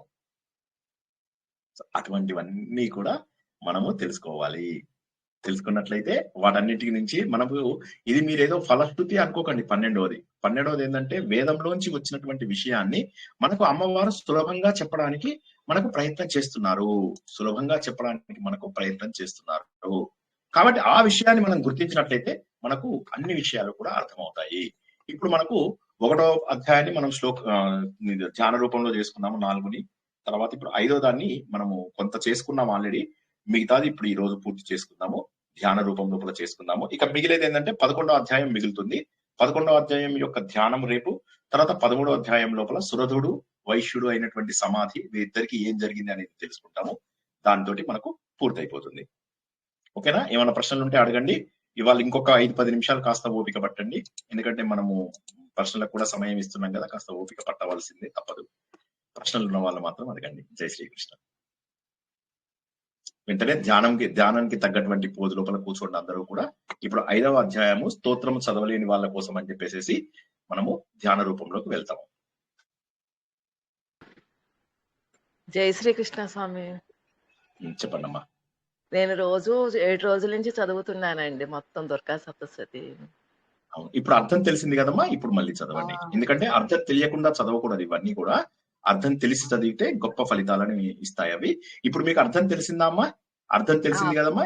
ఇప్పుడు చదువుకుని చేస్తే బాగుంటుంది. అంటే 1, 4, 5, 11లో ఏముంటాయని తెలుసుకున్నామమ్మా. అంటే నేను రోజు వింటలేదు స్వామి, వాళ్ళే పెట్టాను. అయ్యా అవునా? అయ్యో, మీరైతే ఒక పని చేయండి అమ్మా. మీరు ఒక పని చేయండి అమ్మా, మళ్ళీ మొత్తం వినండి, మీకు ఇంకా చక్కగా అర్థమవుతుంది. మీకు 3 రోజులకు సాధనకు కుదురుతుంది. రేపటితో మనకి ఇది పూర్తయిపోతుంది. తర్వాత 3 రోజులు మీకు చక్కటి సాధన చేసుకోండి, వినేసి తర్వాత చెయ్యండి. ఎందుకంటే అర్థం లేనటువంటి స్తోత్రములు వ్యర్థమైనటువంటి ఫలితాన్ని ఇస్తాయి. కాబట్టి అన్ని తెలుసుకుని చెయ్యండి అమ్మా. జై శ్రీకృష్ణ. అందరూ కూడా ధ్యానము పద్ధతి లోపల కూర్చోండి. అందరూ కూడా ధ్యాన రూపంలో కూర్చోండి. ఇలాగ కొద్దిగా చీకటిగా ఇప్పుడు నేను చేసుకున్నట్టుగా చీకటి రూపంలోకి వచ్చేసేయండి అందరూ. వచ్చేసిన తర్వాత కళ్ళు మూసుకోండి, వెన్నెముక్క తర్వాత మెడని నిఠారుగా పెట్టుకోండి. ఇంకా ఏ ఆలోచనలు రాకూడదు. కేవలం నా మాటలు మాత్రమే మీకు వినిపించేలాగా కూర్చోండి. ఏం నేర్చుకోబోతున్నాం 5వ అధ్యాయంలో అంటే మళ్ళీ అమ్మవారి యొక్క మళ్ళీ మనం అవే నేర్చుకుంటాం. అమ్మవారి యొక్క ధ్యానాలు మాత్రమే నేర్చుకుంటాం. మనం అమ్మవారి యొక్క లక్షణాలు మాత్రమే నేర్చుకుంటాము. కాబట్టి అవిటిని మనము ఎంత బాగా నేర్చుకోగలుగుతాము అనేటటువంటివి తెలుస్తాయి. ఒకసారి అందరూ 1 నిమిషం టైం ఇస్తాను. ఎవరిది వారు ఒకసారి కూర్చున్నాక మనం ప్రారంభించుకుందాం.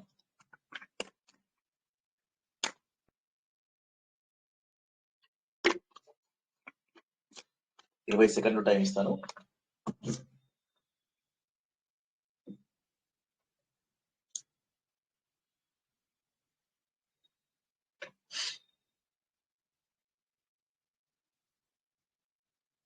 అందరూ ఒకసారిగా గుండెల నిండా ఊపిరి పీల్చుకోండి.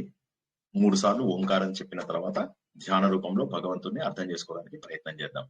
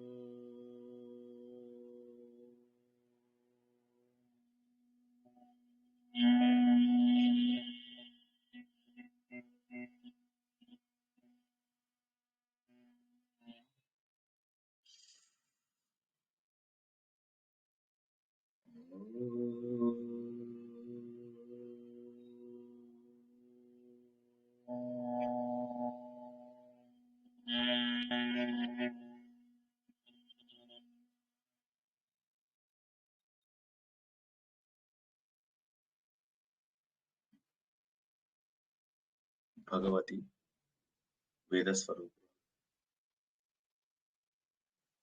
వేదము నేర్పించినటువంటి ఆ భగవంతుడి రూపాన్ని మనము తెలుసుకోవాలి.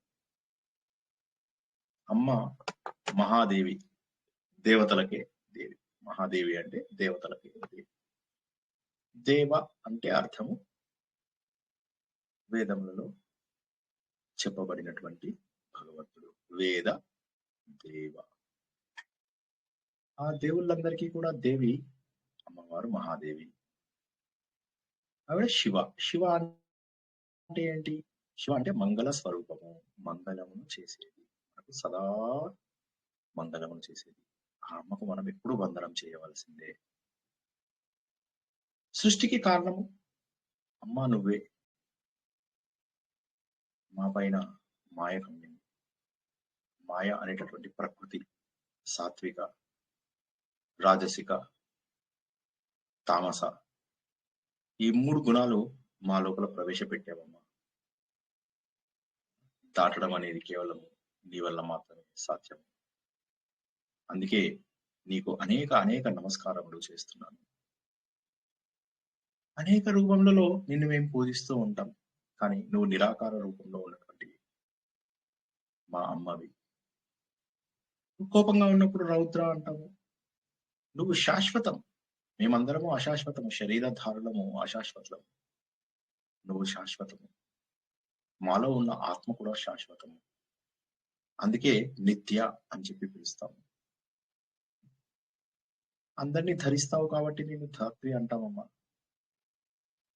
చల్లటి దానివై ఉంటావు, వెన్నెల ప్రసవిస్తావు మా పైన. నిన్ను జ్యోత్స్న అంటాము. జగన్మోహన రూపము నీ లోపల ఉన్నది, నేను ఇందురూపిణి అంటాము. అందరికీ సుఖమును కలిగిస్తావు కాబట్టి నిన్ను సుఖ అని కూడా అనవచ్చు. ఓ తల్లి, నువ్వు మాకు శ్రేయస్సును కలిగిస్తావు, అభివృద్ధిని కలిగిస్తావు. నీకు అనేక నమస్కారాలు అర్పించాలి. నీకు మాటికి నమస్కరిస్తాను. అసలు శక్తిని నాశనం చేసే నీవు, మాకు రాజ్యాలను అందించే నీవు, అందరిలో ఉన్నటువంటి శక్తివి కూడా నీవే తల్లి. నీకు మళ్ళీ నమస్కరిస్తాను. ఈ మార్గము దాటడానికి కష్టంగా ఉంది. మీ సాధన ద్వారా మేము కష్టమైనటువంటి ఈ మార్గాన్ని దాటడం సులభమే. దుర్గమమైనటువంటి ఈ మార్గాన్ని దుర్గా నీ వల్ల మేము దాటుతాము, తప్పక దాటుతాము. నువ్వు లలిత స్వభావివి, కానీ క్రోధ స్వభావివి. సమయాన్ని బట్టి ఎలా ఉండాలి ఒక తల్లి, అదే విధంగా నువ్వు ఉంటావు.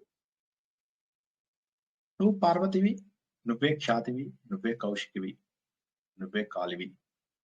అన్ని రకాల రూపాలు నీవే. నువ్వే కూడా పొగలాంటి వర్ణం కలిగినటువంటి దానివి. నిన్నే ధూమ్రవర్ణమే అని అంటాము, ధూమ్ర అని కూడా అంటాము. మీకు అనేక అనేక నమస్కారములు తల్లి, అనేక అనేక నమస్కారాలు తల్లి. నువ్వే మాయ రూపంలో ఉన్నవో తల్లి, నీకు మరొకసారి నమస్కారం.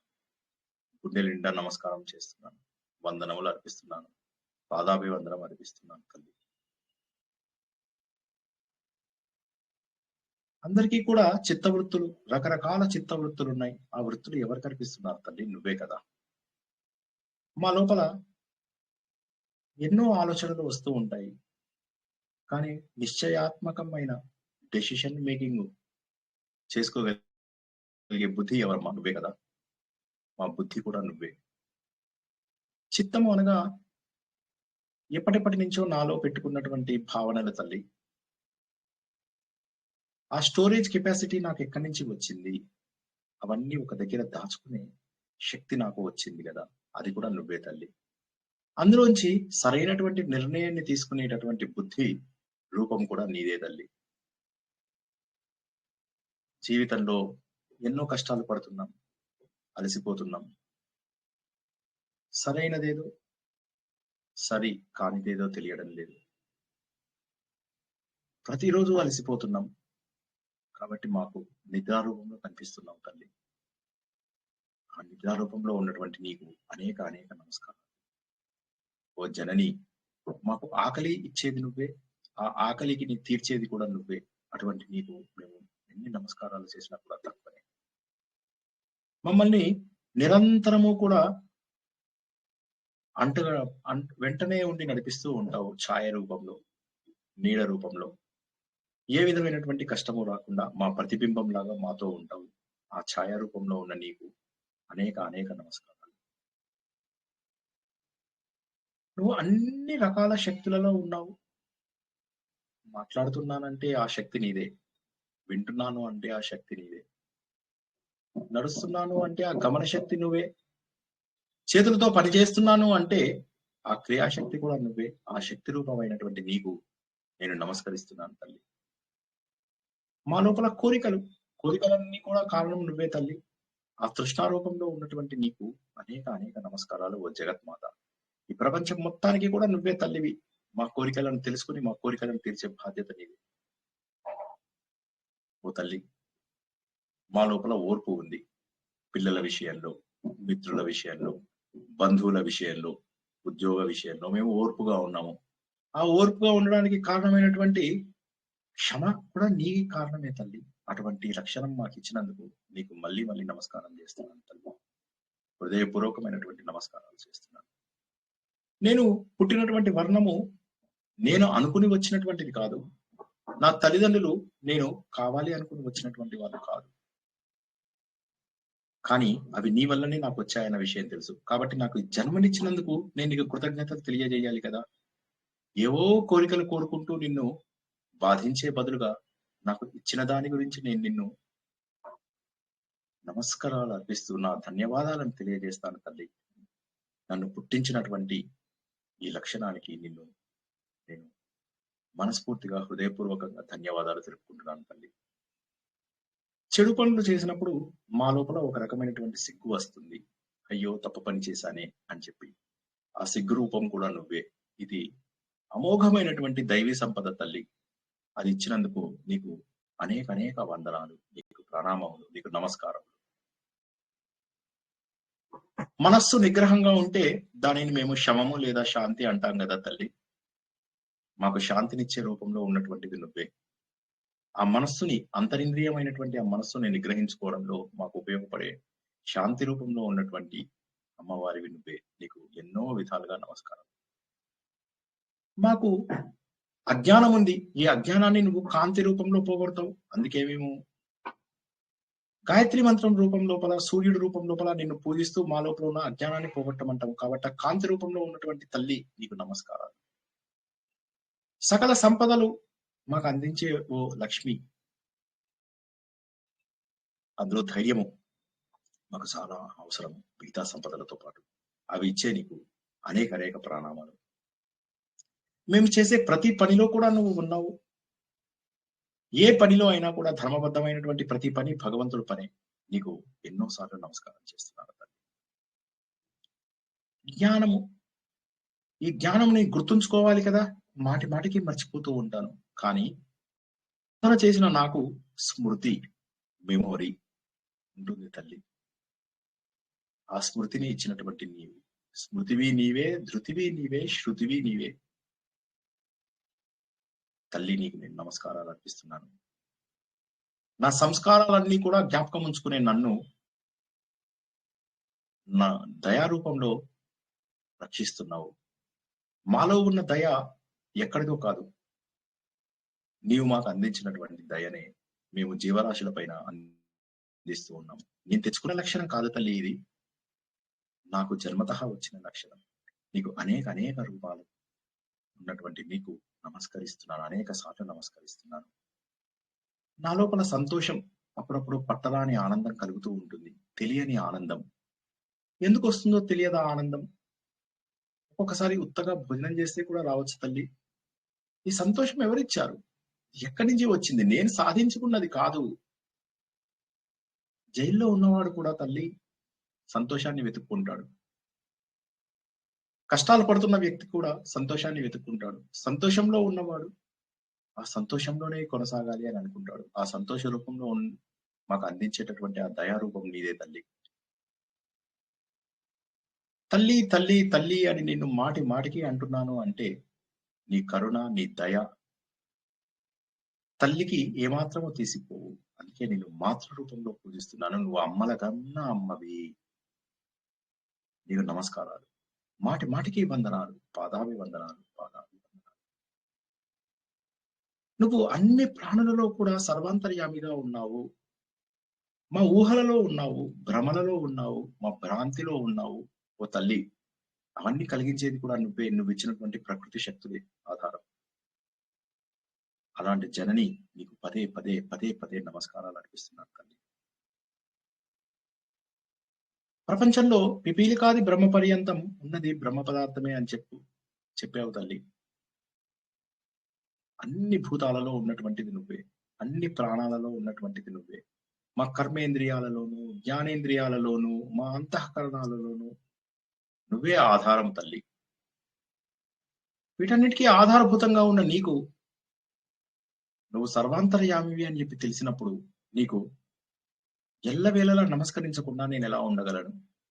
జీవితంలో అనేక రకాల ఊహల వల్ల, అనేక రకాల భ్రమల వల్ల నేను నీకు నమస్కరించలేకపోతున్నాను. సమయం లేక కాదు తల్లి, మాయలో పడడం వల్ల. ఈ విశ్వమంతా కూడా నువ్వు లోకమాతవే. నీ చిత్ శక్తి, సమూహం చేసేటటువంటి శక్తి, చిత్ శక్తి, కూడబెట్టే శక్తి, చైతన్యవంతమైన శక్తి, జ్ఞాన శక్తిని చివరిగా అందించు తల్లి నాకు. నువ్వే బ్రహ్మము, నువ్వే భగవతి, నువ్వే చైతన్యము, నువ్వే భగవంతుడు. ఆ స్వరూపంలో నేనున్నాను. అహం బ్రహ్మాస్మి, అహం బ్రహ్మాస్మి, అహం బ్రహ్మాస్మి. ఆ భావనను నాకు కలిగించు తల్లి, కలిగించు నాకు తల్లి.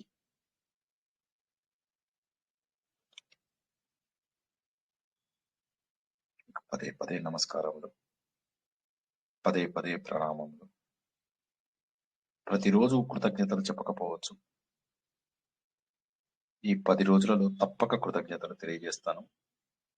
నాకు జన్మనిచ్చావు, సరైనటువంటి దేశంలో పుట్టించావు, సరైనటువంటి ధర్మంలో పుట్టించావు. ఈ ధర్మాన్ని కాపాడుకునే శక్తి నాకు ఇవ్వు తల్లి. నా దేశాన్ని కాపాడుకునే శక్తి నాకు ఇవ్వు తల్లి. నాలోని దుర్గుణాలను పోగొట్టే శక్తి నాకు ఇవ్వు తల్లి.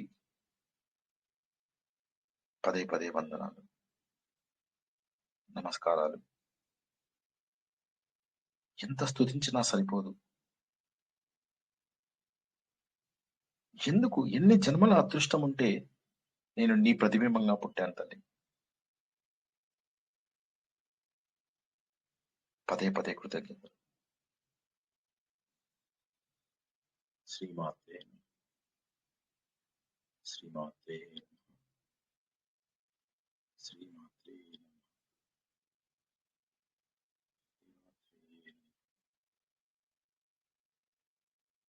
శ్రీమాత్రే నమః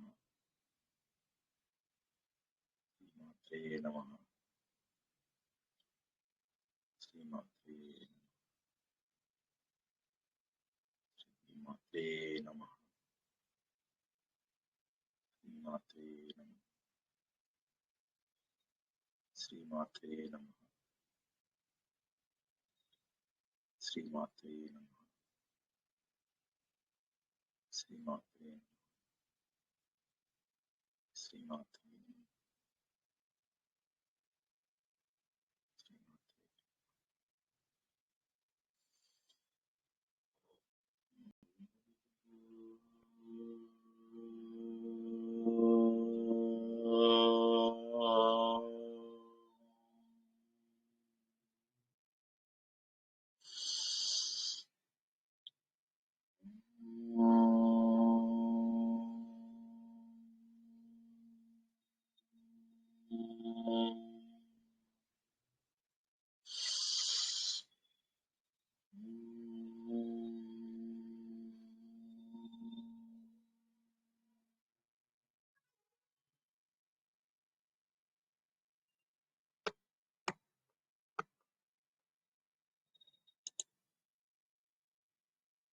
మీ వీరుని బట్టి కళ్ళు తెలపగలరు.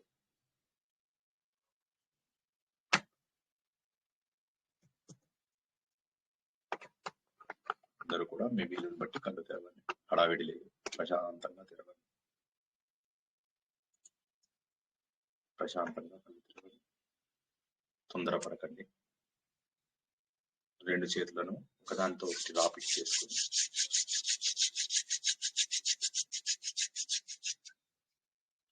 ఆ ఉష్ణమును కళ్ళకద్దుకొని మెల్లగా కళ్ళు తెరవండి.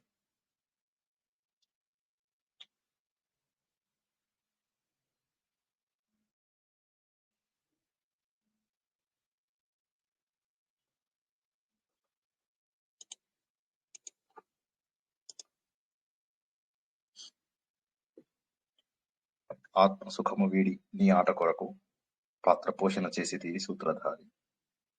విశ్రమించదని పాదం ఆశ్రయించి పరమ కరుణాంతరంగా శ్రీ పాండురంగ. జై శ్రీకృష్ణ. నిద్రలోకి వెళ్ళని వాళ్ళు మెల్లగా కళ్ళు తెరవండి. జై శ్రీకృష్ణ సార్. చాలా బాగుందండి. నేను ప్రారంభం కొలుస్తాను, అమ్మవారి ఇలా వచ్చి కూర్చుందా అన్నట్టు అనిపిస్తుంది సార్. జై శ్రీకృష్ణ. జై శ్రీకృష్ణ సార్. జై మీరు ఫస్ట్ అడిగిన క్వశ్చన్ కి ఆన్సర్ ఇప్పుడు వచ్చింది సార్. మాకు ఎవరైనా 5 నిమిషాలైనా ఉండగలిగారా అంటున్నారు కదా, ఈ 10 నిమిషాలు అలా ఉండిపోయాం సార్, వేరే ఆలోచన లేకుండా. చాలా బాగా అనిపించింది సార్. శ్రీమాత్రే నమః.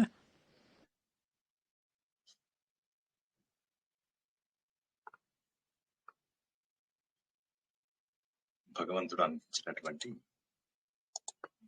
మూల్యమైనటువంటి శక్తిని వాడుకోండి. భగవంతుడికి కృతజ్ఞతలు తెలపండి. అదే స్తోత్రము. అదే స్తోత్రం.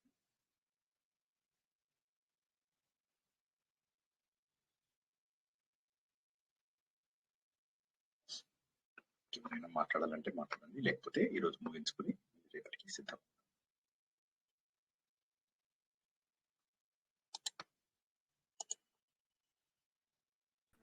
ఈ రోజు ఏం చదువుకొని పడుకోవాలండి?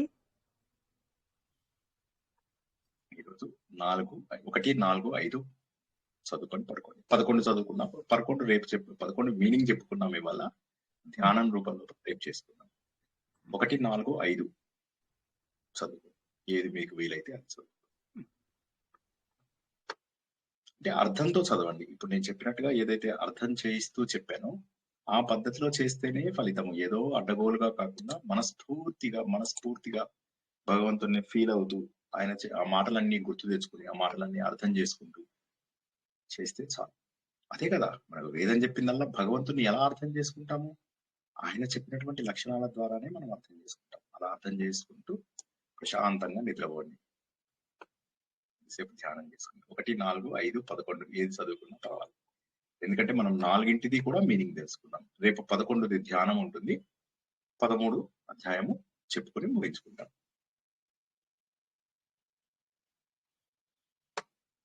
అన్మ్యూట్ చేశాను కొంతమందిని. ప్రశ్నలు ఉంటే అడగండి. ఫీడ్బ్యాక్ ప్రశ్నలు ఉంటే అడగండి, లేకపోతే ముగించుకుందాం.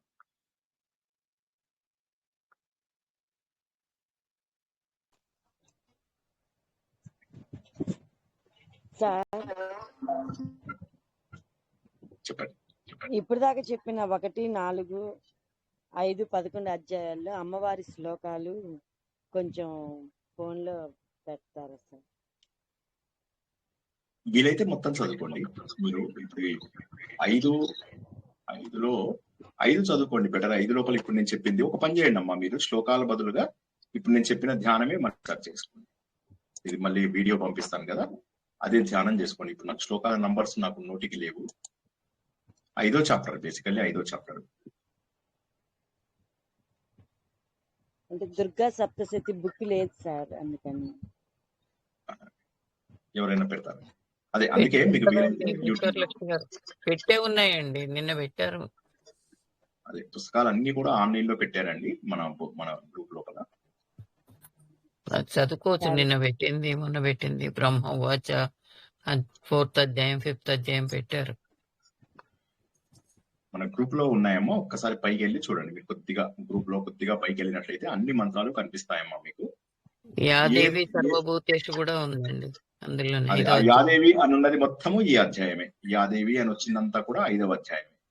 సో కాబట్టి అది చక్కగా చదువుకోండి తప్పకుండా. ఈశ్వర లక్ష్మి గారు పంపించారు సార్. ఉంది కదండి జియో ఈశ్వర లక్ష్మి దాంట్లో ఉంది. ఎవరా అమ్మ?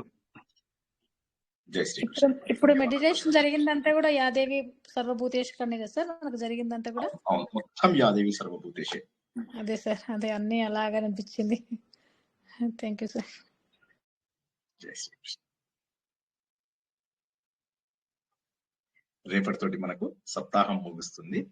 ఇంకా మీకు తర్వాత 3 రోజుల పాటు సమయం ఉంటుంది సాధనకి. ఏ సాధన చేసుకోలేకపోతే సింపుల్ గా ఈ ధ్యానాన్ని పెట్టుకుని వినండి. భగవంతుడి స్వరూపాన్ని అర్థం చేసుకోవడానికి ప్రయత్నం చేయండి. ఏం చెప్పుకున్నాం ఇందులో స్వరూపంలో? నాలో ఉన్నటువంటి ప్రతి లక్షణానికి కారణము భగవంతుడివే అని చెప్పేసి ఆ భగవంతుడికి ప్రతి లక్షణానికి కృతజ్ఞత తెలుపుకున్నాం. చెడును పోగొట్టే ప్రతి లక్షణము మన లోపల ఉంది. అంటే దైవ లక్షణం ప్రతిదీ మన లోపల ఉంది. ఆ లక్షణాన్ని గుర్తు తెచ్చుకుంటూ థ్యాంక్స్ చెప్తున్నాం. థ్యాంక్స్ చెప్పకపోవడం ఎంత తప్పు? అవసరానికి వాడుకుని మనం భగవంతుడు ఇస్తున్నటువంటివన్నీ ఫ్రీగా, అవన్నిటికీ మనం కృతజ్ఞతలు చెప్పలేకపోతున్నాం భగవంతుడికి. అందుకని ఈ 10 రోజుల లోపల మనం కృతజ్ఞతలు చెప్పుకున్నాం. అదే మనం చెప్పుకున్నాం. అదే ఉంది అందులో, ఇంకేది లేదు. అదే ఉంది. నారాయణ కవచంలో అదే ఉంది, హంస గుహ్యంలో అదే ఉంది, ప్రహ్లాద చరిత్రలో అదే ఉంది. తత్వమంతా కూడా భగవంతుడి లక్షణాలను గుర్తిస్తూ ఆయనకు మన కృతజ్ఞతను అర్పించడమే. జై శ్రీకృష్ణ. ఇంకెవరికి ఏమి ప్రశ్నలు లేకపోతే 30 seconds ముగించుకుందాం.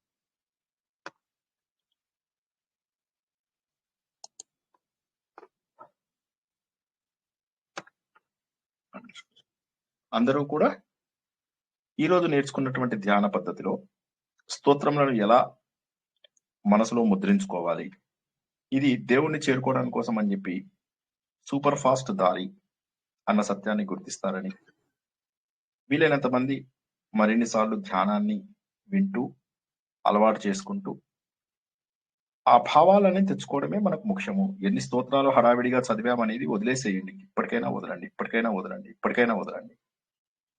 భావంతో భగవంతుణ్ణి పట్టుకున్నామా లేదా? ఆయన మనకిచ్చినటువంటి ఈ జన్మకు కృతజ్ఞత తెలిపామా లేదా? అదే స్తోత్రము. ఇచ్చిన దానికి థ్యాంక్స్ చెప్పడమే స్తోత్రము. చక్కగా ధ్యానంలో ప్రశాంతంగా భగవంతుడితో మమేకమవుతూ అందరూ ప్రశాంతంగా ఉంటారని ఆశిస్తూ ఈ 6వ రోజు సప్తశతి, చండీ సప్తశతిలో ప్రవచనాన్ని మనం ముగించుకుందాం. పునర్దర్శనం రేపు రాత్రి 9 గంటలకు. రేపటితోటి మనకు సప్తాహం అనేటటువంటి యజ్ఞము పూర్తవుతుంది. మీ అందరికీ కూడా ఏదో జన్మ అదృష్టం ఉండబట్టే ఇవన్నీ కూడా మనం కలిసి తెలుసుకుంటున్నాము. తప్పక భగవంతుడు శుభం కలిగజేయగాక. శుభం భూయా. శుభరాత్రి. జై శ్రీకృష్ణ. శ్రీమాత్రే నమః. హరే కృష్ణ. జై జై శ్రీకృష్ణ శ్రీకృష్ణ. సార్. జై శ్రీమాత్రే శ్రీకృష్ణ. నమః. నమస్తే